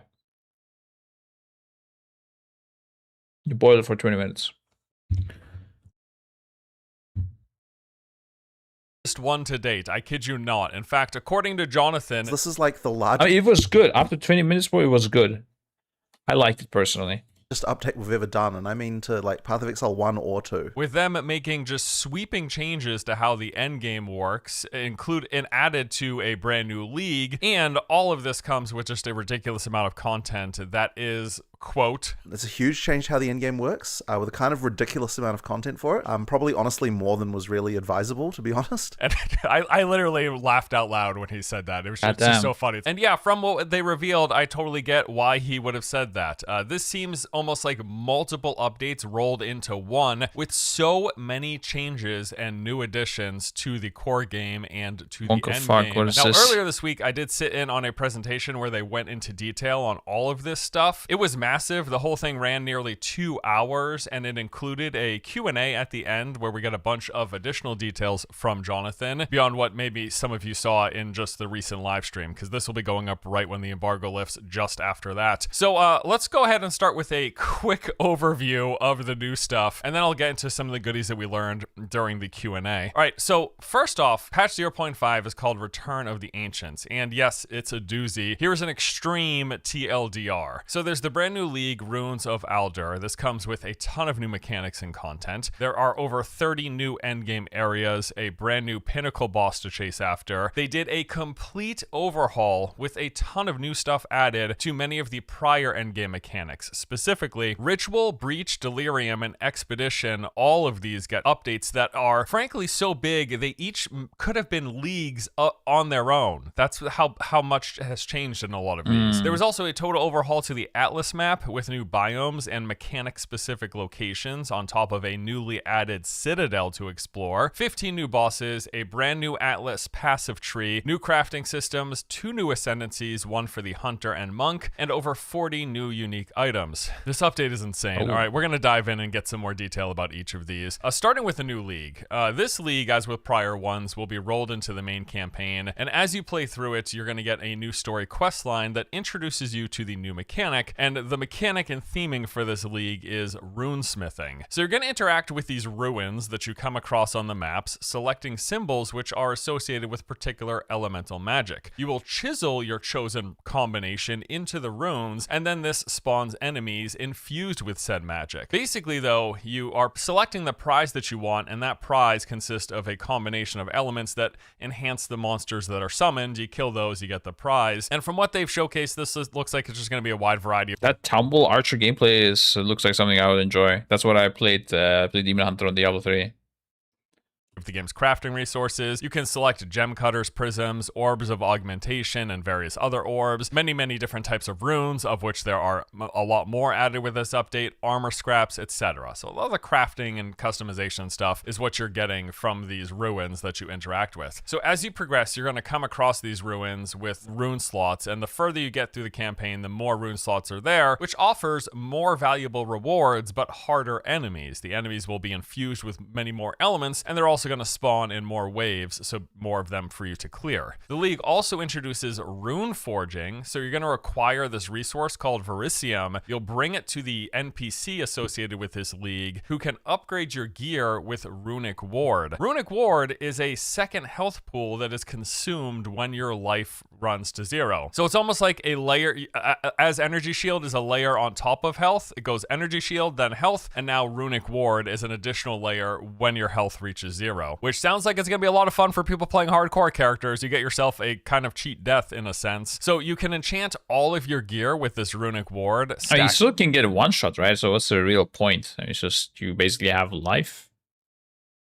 I guess there might be some things that interact with it in some way. Up that reserve pool higher and higher. But what's really interesting is Runic Ward also doubles as a resource pool that you can spend on new spell gems in the game. So like the Triskelion Cascade, which will make it so that the next spell that you cast, it will cast at your location, as well as 6 additional times around you. And there's also a bunch of new skill gems that cost Runic Ward instead of mana. On top of that, there's a lot of new support gems that will be tied into the Runic Ward mechanic. Something else you can do with rune forging is reforge unique that sounds complicated. items that will take low-level uniques and bump up their power level significantly. And they actually said here that their goal with this was to make it so that many of the low-level unused uniques would now be more end-game viable. On top of that, the League adds over 100 new runes to the game. You've got things like the ability to masterwork a rune, which will upgrade socketed runes to a higher tier, going beyond the current highest in the game, or the ability to convert a rune slot into a jewel socket, letting you It sounds like they gave up on PoE 2 being the simple game and PoE 1 being the complex game. Now both are complex games. Put jewels directly into your gear. Am I Expeditions will now understanding this also right? include rune crafting options where you can pick from a handful of rewards along the explosion path. And the endgame atlas now includes a whole new ocean biome. So if you head south from the starting point on the atlas, you will eventually discover the coastline of Rayclass. Then from the town of Kingsmarch, you can set out into the sea, island hopping on expeditions with a host of new maps to clear, 5 brand new bosses to fight, and many secret tombs with lots of treasures to uncover. How much does this game cost actually right now, PoE 2? For early access, you need to pay or something, right? But when it's released, you don't need to pay. Get access now. Early access series, sure.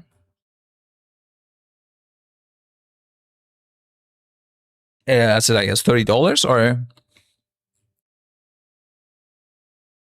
What about G2A? Do we have that on G2A? Wait, hold up. G2A in the chat, guys. I'll go through our link. Use the $30 worth of currency as well. Oh, really? Oh, that's sick. Like for the stash and things like that, or what?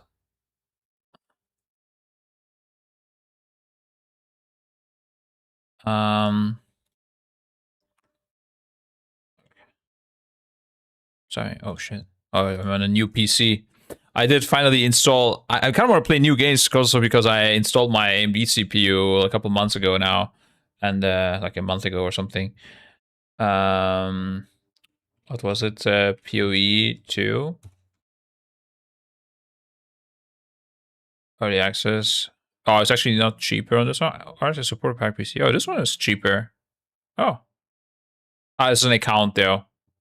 So the key itself is actually not cheaper on G2A. Unless actually it maybe is. Because you can use the Echo 10 code. Oh, actually Echo 5 now. Okay, it's very minimal difference now. With Echo 5, it's like, tiny discount. Oh wait, there's other sellers as well. G2A Plus. Already saved over 2.1 million euros. Holy fuck.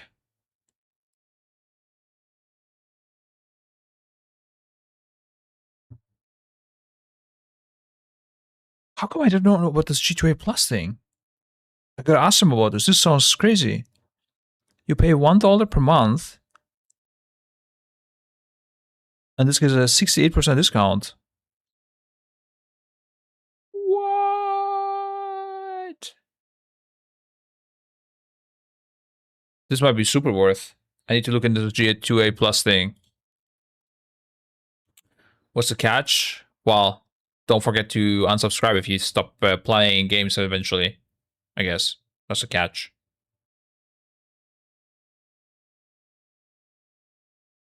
And the way these companies do is like they buy keys wholesale or whatever, and then they try to sell it. They get a discount. Sometimes they can also outplay by like buying in a certain region that is cheaper on and stuff and sell. But I think those things are harder to outplay anymore. I think it's mostly wholesale selling. They go to you buy them balls. That's what they catch. What? So it's been there. Yeah, I think I saw it before, but I never really looked into it, and I'm wondering why. I mean, I guess maybe that's something that they're not really focusing on. But I should know what it's about at least, you know. But yeah, you can get it a tiny bit cheaper, I guess, at G2A. Actually, with the code, if you did get it during the race, it would be like $5 cheaper, I guess. I don't know if you care about it. Why not, right? Okay, that's good to know. Yeah, shout out to G2A for sponsoring us. Use the Echo 5 code, guys, if you're getting PoE 2. Let me see. I have a suspicion maybe Echo 10 code still works. I want to try it out, okay? Oh, that's the email. Discount code. Echo 10. Oh, okay, now. Okay, yeah, they removed the Echo 10 code. But, yeah. Next race or first, it probably returns. That's 63% of the races discount for subscription, though, yeah? Not for future purposes. That's the thing. I don't know, man. I don't want to give any wrong info. I close it now. I don't know why they removed the opening your last closed tab in this right-click menu here. It was here in the past. It's Control-Shift-T, guys, if you don't notice. It's a very strong keybind. I don't know why they took it away from here. I can't scratch my beard and do it at the same time anymore. You were asking... so...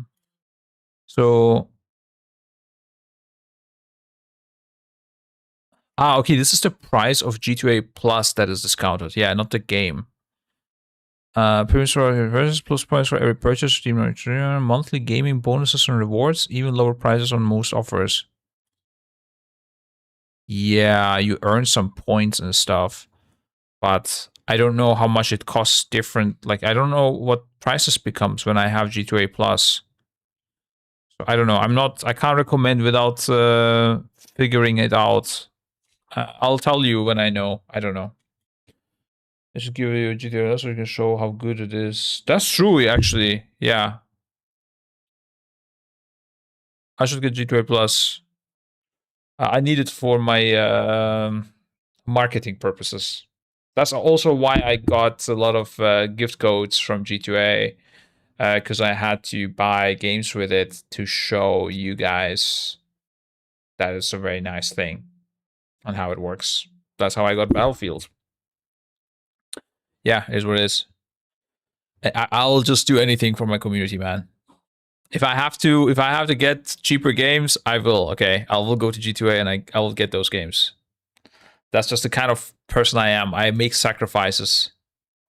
Cover. And all of that is just a A brief recap of the new league, the Runes of Aldor League. Think of it, if you're not familiar with PoE 2, it's like just a regular season. There's like a season theme and season mechanics, all of that. Those that are following this, how much complexity of PoE 1 has PoE 2 reached, you think?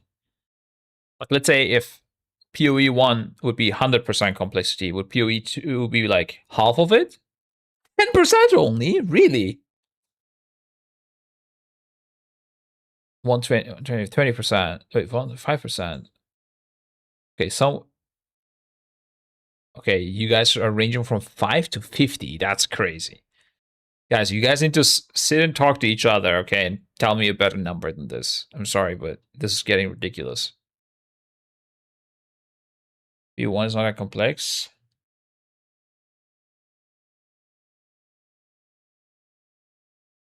Wait, are you saying PoE 2 is more complex now?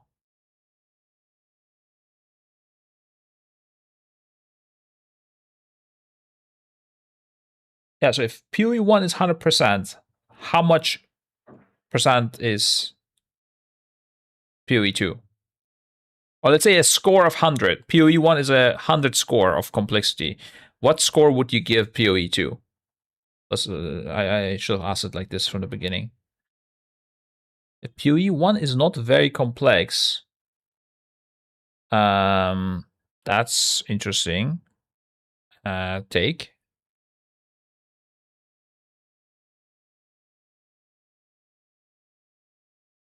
%, 20 score. Okay. So 1/5 of the complexity. That sounds nice. That sounds still nice. Manageable. A little bit.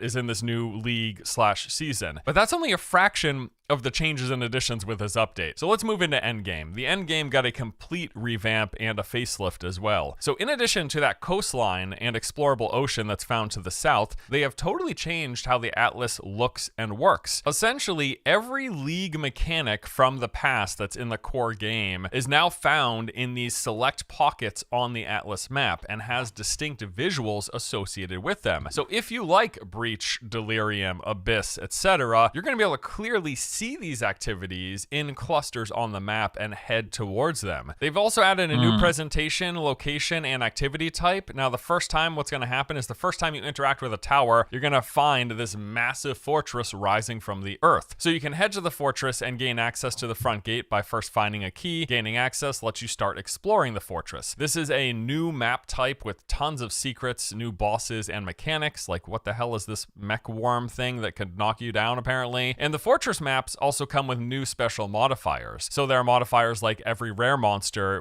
can be contained within essence crystals, or replacing monster packs with strong boxes, or maps that will spawn never-ending change of Asmari spirits that will just jump from one rare monster to the next. Also, any bosses on maps that you clear within the fortress will drop these precursor nodes, and this grants you points for the brand new Atlas passive tree. The Atlas passive tree has gotten a complete overhaul, with them upgrading mechanics found within the tree. Some examples include rogue exiles can now retreat from combat, equipping themselves with better gear before you fight them again, or they can have it so that you add greater suffixes to strong boxes or extra prefixes, up to 7 of these, or ones that combine mechanics, like you can have spirits that possess strong boxes, enhancing all the— Are all the previous league mechanics from PoE 1 in PoE 2? Because I recognize a bunch of them, and I'm not sure if all of them exist or what. Yeah, some are. Okay. Ultra PoE 2 coming link. I think so, yeah. I'm kind of like looking for a game like this to play anyways. Also like off stream, you know? Because you can't really play WoW like in a chill way. Like you need to commit some time to it.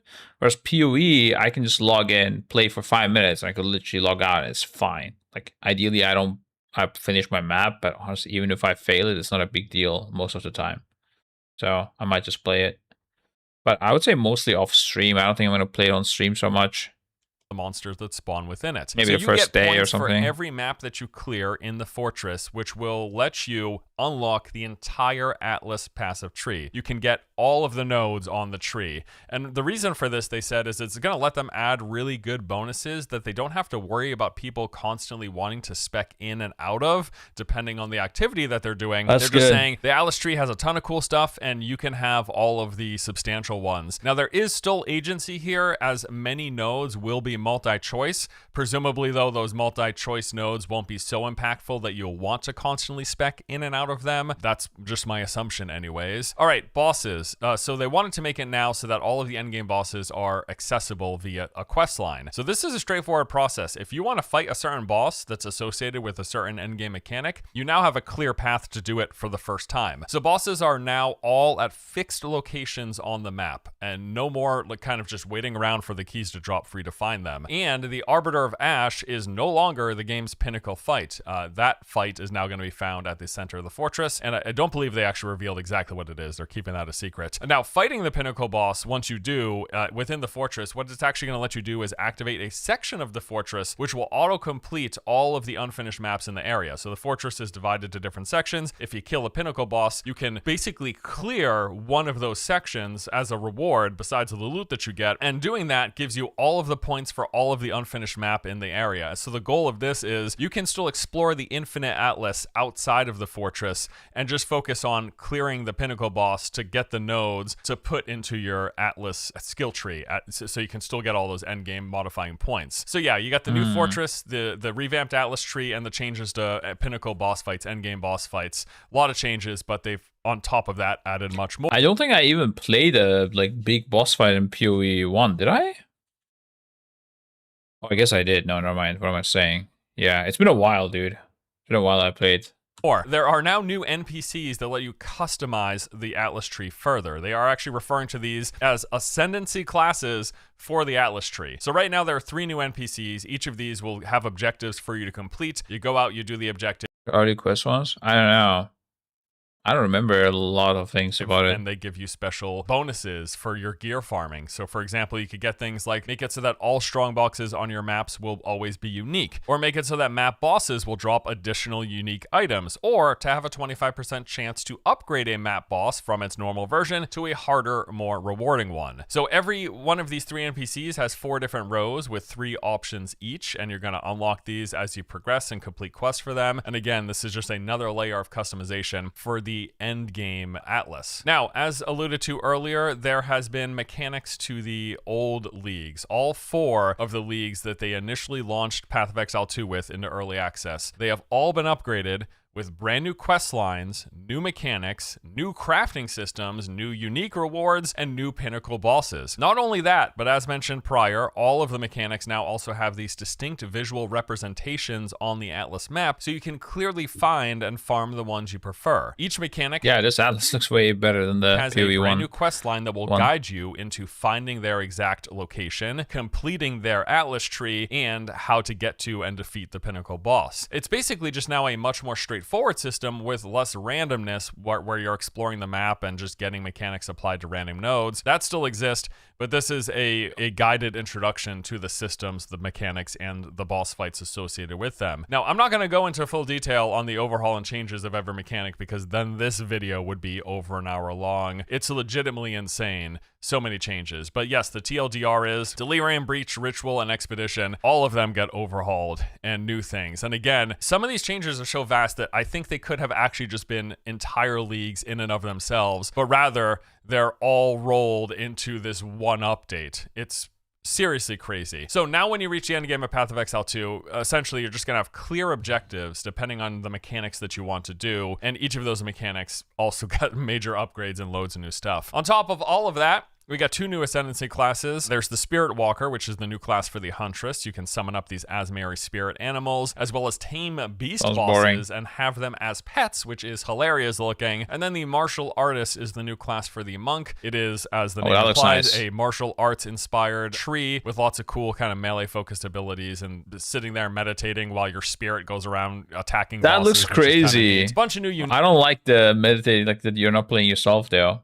unique items added with all the new content, like there's this two-handed mace that converts fire damage to cold and has a special attack that rains shards of ice from the sky. Or this one's really cool. There's a minion staff, which makes more spirit reservation efficiency. It allows your minions to get additional slow. But the coolest of all is it's got this AoE skill with these circling crows that grows larger and larger over time. And this also scales with your minion damage and defenses. So this thing might get pretty insane. It looks awesome. Oh, and then finally we got a bunch of quality of life stuff. So for starters, they've added more clear signs on mapping when you're going through the campaign to make getting through it faster, easier if you want. Just more things, even though there's randomness to how the maps are pieced together, they're entry. I was leveling in PoE 2. Like in PoE 1, with the leveling was actually kind of a bit weird because it wasn't worth for you to recook your build because it went so fast. It's very slow compared to PoE. I actually prefer that, I think. Because in PoE 1, like, you didn't really need to bother playing properly. Like, I'm sure the speedrunners, of course, do. But, like, if you're not a speedrunner, it was better to just do something in the game and level further ahead until you hit a wall than trying to min-max your gameplay and like talent choices and gem choices and stuff. Maybe like 20-hour casually. Yeah, I don't know how long it took me, but it was not long. And like what I did not like was the complexity of figuring out your build was higher. Well, it was so high that it was not worth it, kind of. Like sometimes the guy would tell me to change my build and I would just not do it because what's the fucking point to like go around, find the gems, like, I don't know, make sure you have the right combo. I don't know, just play and you would get further anyways, you know? There's no socket pressure, etc. in PoE 2. It's all on the gems, not gear. Wait, you don't put the gems onto your gear in PoE 2?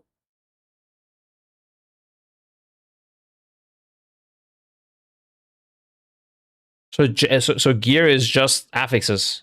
There's no sockets in them. Set amount of slots. Oh.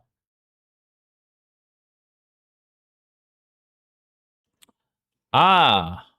Okay. But they're not colored or what? The rune sockets are not colored, I guess. If you use very beginning of any campaign, even I could understand it. Mr. Anderson. Okay, dude. That sounds interesting, yeah. Like I'm okay with the complexity being a bit higher during the end, but like the leveling being complicated, I don't see the point, I guess. Especially if it's so complicated that you're not bothering min-maxing it. Yeah, so maybe I like PoE 2 much more in that. Oh, so it took you 20 hours for PoE 2 leveling or what? Or PoE 1? Gems are for 2. Ah, okay.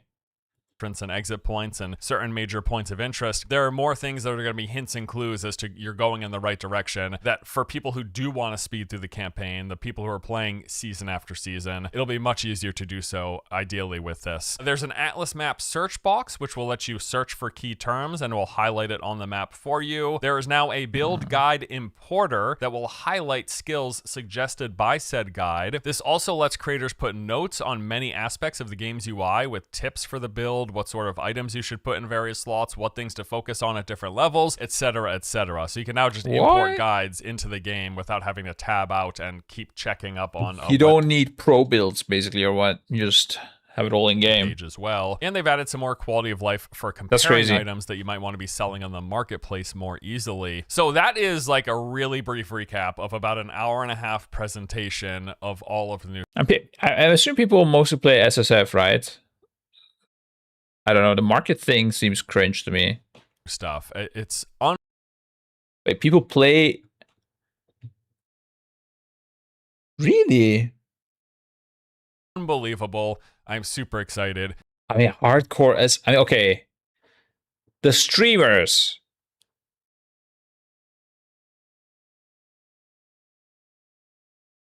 90% play trade, really? But the streamers, do they also play trade?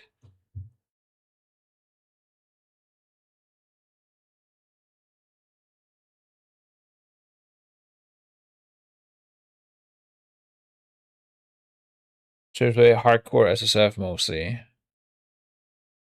Interesting. Okay. I like SSF more generally.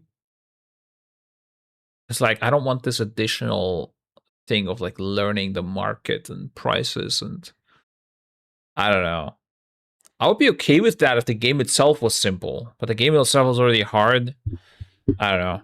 I don't want to think about additionally the market and shit. Obviously, it's much easier to apply also the guides and stuff when you have market access, because you can just buy what you lack for the build. But yeah, I don't know. The market is easier than crafting for me. Yeah, is it more fun though? I don't know. They are price checking into the game now. Here, Geobrain market is easy for you. Yeah, of course. No, it's not that the market is not complicated. It's just more boring, I guess.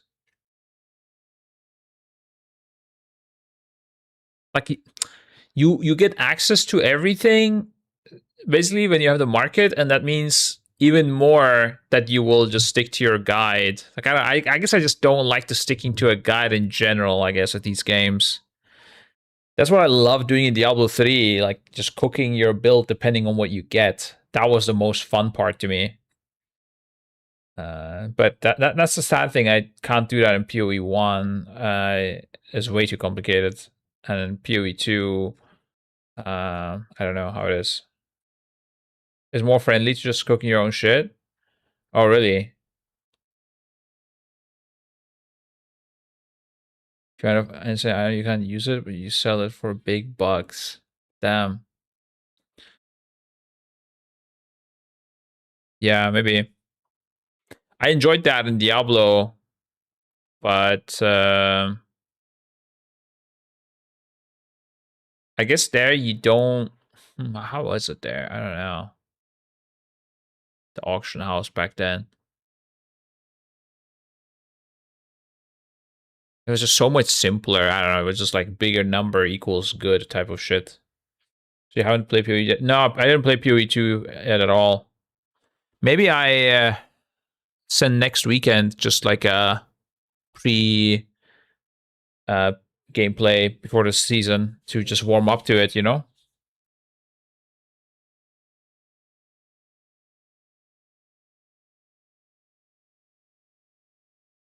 I'm down to play together, but I don't know. The thing is, like, my pace is gonna be slower, and I CBA that. Like, I kind of hate when like other people are waiting for me, you know? I know you don't mind it. I understand that, or maybe you do. I don't know. I guess, but it does bother me still. What friends are for? Yeah, if it's like WoW, it's kind of fine because you can still do everything. But if it's like me just sitting there staring at my screen, just waiting, it's kind of shit. I don't know.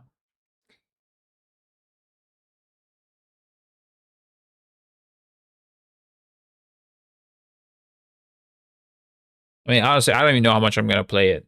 Like, I'll see. I'll learn something from you. Trust me. Yeah, we'll see about it. Let me see. Let's play Titan Reforged tomorrow, and then we see how that goes. And then depending on that, I'll consider PoE 2. I mean, I need to play PoE 2 once at least. Just like literally, like I need to do it to do my job. I need to just know this game. But then I'll look into it if I play it more or what's gonna happen. I was just thinking of playing it off stream, honestly, like here and there, 5-10 minutes whenever I get time. Maybe sneak it in some meetings. Honestly, can't play a too good game because I can't afford to get addicted to a game or something.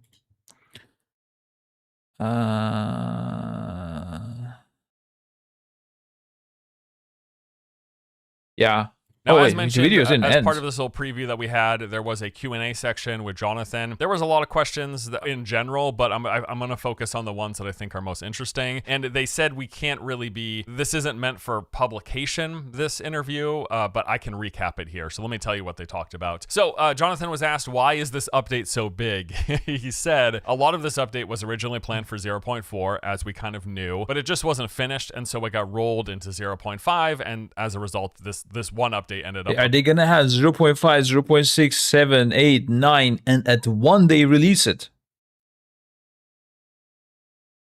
Absurdly huge. 2 updates in one, but honestly it feels like maybe 3 or 4 updates in one, sincerely. This is intended as well to be the final major update. There might be some other things here and there, but this is the last big one. And the next big update will be 1.0, which they are saying is targeted sometime after ExileCon in November or December. And to put a bow on the answer here, he basically said that this update is as big as it is to try to make sure that the game is in a good spot. And it should really feel like a mostly complete they have an game ExileCon. now, barring the fact that the campaign isn't finished. But besides that, everything else should feel like a fleshed out 1.0 product. And where's this ExileCon? It's looking like it might on be. New Zealand. He got asked, God. Runic War.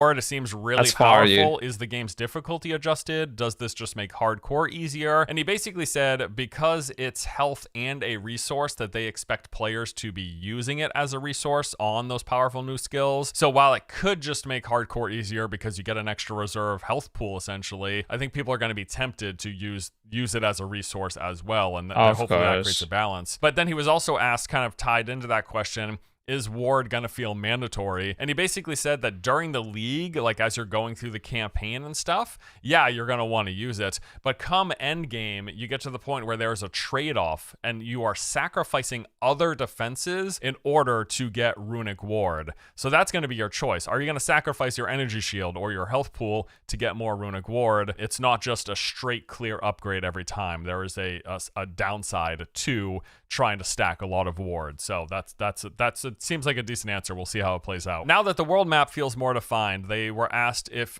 you can still influence your maps with the precursor tablets, and the answer was yes, absolutely. All the old mechanics with the tablets are still there. Their goal here with having these defined mechanic areas was to just add more direction and clear objectives after getting to the end game, so you can just go towards the mechanics you enjoy. But the prior system still exists, and you can still engage with those mechanics on the way to these mechanic hubs. Is that how people play it? They play mechanics they enjoy more, or do they just go for whatever is easiest, like loot-wise or something? That's what I would have assumed. People actually go for fun?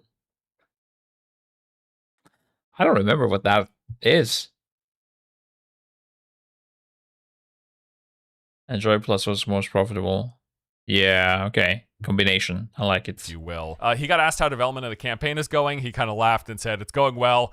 We hope we want it to be finished by 1.0, so it better be going well. Someone asked, with the 15 new bosses / pinnacle boss to fight, do they expect average players to complete all of these in a season? His answer was that yes, they want everyone to be able to experience all of these fights. And really, the important thing is that the starting questline versions, when you get to these bosses for the first time, they're the easiest version of the boss and should totally be more now clearly accessible than it was in the past. He was also asked, with this new build plan import system, are they going to allow for searching for builds within the game client, or are people still going to have to go to websites? His answer was no, they're not going to allow for searching in game. They do want to leave that build discovery to the various websites that make them. They're not looking to replace these sites. Are there any people like selling builds for straight up for money?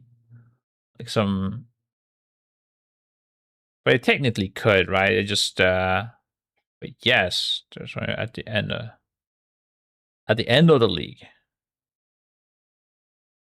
What? Wouldn't they want to quit? Oh, you're talking about selling their accounts, Nate, or what do you mean? I meant the builds, yeah, just like the information. The main thing was just making the builds then easier to follow once you. Oh, yeah, you're talking about selected items. one. Okay. Something I was else, talking about like the guide, basically, the build guide. He added was that they're also going to have a subscribe option, so letting you subscribe to certain builds, making it so that those builds will stay updated rather than having to import the files, which will also help out console players who just can't download and import files because they're playing on the console. And he did say that this subscribe option, like subscribe to a build and just have it automatically transferred into your game, this should be ready for the 0.5 release. It just wasn't ready to show during this event and during this preview. And then finally, just when talking about their motivation in general for the endgame changes, Jonathan said simply they really wanted to make what felt like a clear end to your progression. With all of these quest lines and even progress bars to fill for every mechanic, you should have a natural point with every season, every league, where you're able to say, okay, I saw and did everything. Now there's still further stuff you can push for the hardest versions. You can keep going. You know, this is just for the initial version of going towards the breach boss, going towards ritual, whatever. There's more to do, but for most players, there should be a point where, okay, yes, I've done every mechanic, I fought every boss associated with them. I can put the game down and come back for the next league. And that's really the main thing that they were aiming for here, rather than kind of what felt like an aimless, infinite grind with how it was structured prior, or really not structured, or with no guidance provided. So yeah, I mean, now, so if you're still here, how's PoE in China, dude? Is it big? I mean, that's essentially it. And man, I already absolutely love PoE 2. Again, my favorite ARPG, and it's not even finished. It's not even 1.0 yet, and they have just, I don't know, quadrupled the amount of stuff I think I'm going to want to see and do in every season. To be perfectly honest with you, in seasons past, even though I've played nearly 500, it's like, I think it's over 500 hours now, what typically happened was I'd make a character, I would go through the campaign, I would gear up to the point where I was clearing tier 16 maps like pretty confidently, and then I would just kind of keep mapping for a while until I got bored, and then I'd maybe make a new character or something. I think this is actually guided towards me.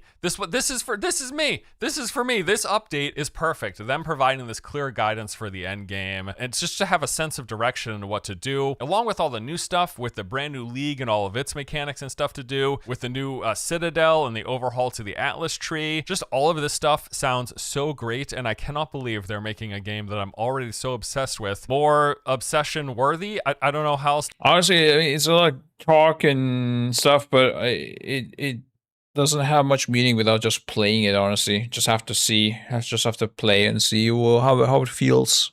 If it feels overwhelming or smooth or complex or whatever, and also how do the skills feel and just general combat feels. I mean, that's the most important thing, right? No matter what mechanics exist, if the progression and the combat feels good, it's gonna be good, basically. Pets at auto loot, for example. Oh yeah, okay. I didn't know they have pets at auto loot, but yeah, I know they have some microtransactions that help you with the game, but it's like not extreme. People seem to view it like quite positively in general. Oh shit! What?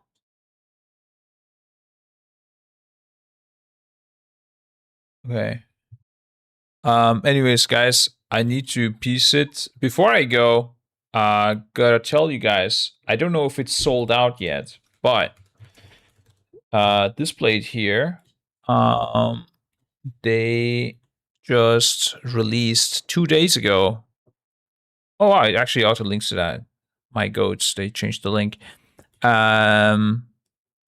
42 days left, or until 1,000 are sold. I think this will sell out. So this came out 2 days ago, a Thrall limited edition displayed. If you are a big WoW fan and you like Thrall, these look pretty nice. I have an Illidan one. Let me see if it's here so I can show it to you. The Thrall one I don't have right now.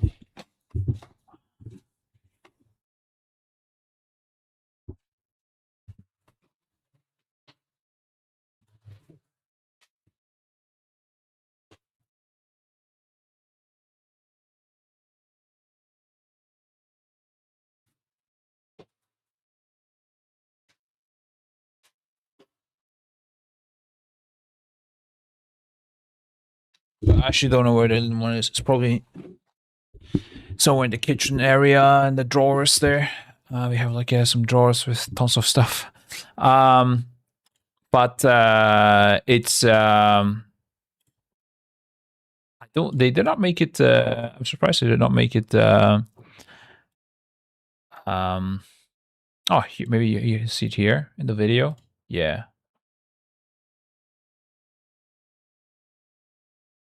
Not sure if it's not 3D print. Oh no, it is. Yeah. That's what I was looking for. Like the 3D print here. This looks pretty nice IRL, and also it glows supposedly in the dark. Storing light. If you're into this kind of stuff, I recommend these. I have the Illidan one, and after the Illidan one, you definitely want to get this one as well. They release like maybe one per year or something, so it's quite a rare occasion that you get a limited edition WoW displayed. If you do, I think the Echo discount code is slightly higher than the website one, so go for that for sure. Yeah, and it's up for like, it says up for a month, but I expect it to be sold out probably in like a week later. So make sure to, if you want to buy it within a week. Yeah, let me see if they have the limited edition of Illidan one up as well. Yeah, okay, it's because it's limited edition, I guess it's no longer on the website even. Limited edition. Oh yeah, this was the Illidan one. This one actually, I had given the feedback that it doesn't look so nice. I mean, maybe that's why they didn't do it. I don't know. Like, this looks way better IRL than it looks here. It looks like grainy here, but now you don't see it at all. But I guess the best thing is just, yeah, like this looks really nice IRL. So I would definitely recommend it if you're a WoW collector guy. Make a Garrosh one. I think they should do a banger Lich King one. They did like a Lich King sword at some point, but back then, I don't even know if it was a limited edition one, but it wasn't that as good as these. They didn't have this 3D print technology. It was like some long time ago. Oh, this one here. Oh, okay. I probably had like a demo version of this actually, because it even like has like a weird sign here. This actually looks better on the website. Okay, yeah, I did not have this. Damn, I got like a scuffed version of this. Okay, maybe that was good as well then. Yeah. But a Lich King one would go hard for sure. I bet that's next, bro. They do Thrall and then they do a Lich King.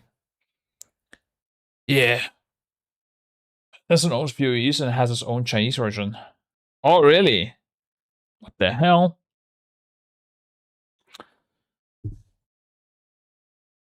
Alright, guys. That's it. Wish I could have presented it to you IRL, but getting displays to Turkey is unfortunately not possible. Otherwise, I would do it. I am ordering it to my German address and always take it with me after the race. I take it with me home. Yeah, one other, by the way, I want to show one other limited edition display that I really liked. If you're a One Piece fan. That one was insane. Yeah, this one was really good as well. I liked it. I don't know. I think Gingy has this one. All right. Thank you for the stream. I'm gonna piece it here. Tomorrow I'm gonna set up probably Titan Reforged server, play a bit of that. Maybe some other reacts. I'm sure some other reacts as well. And next week PoE 2. Maybe I do Titan Reforged and PoE 2 tomorrow. I don't know. That sounds a bit too complex for my head. Yeah. All right. Thank you for the stream and see you tomorrow. Bye bye.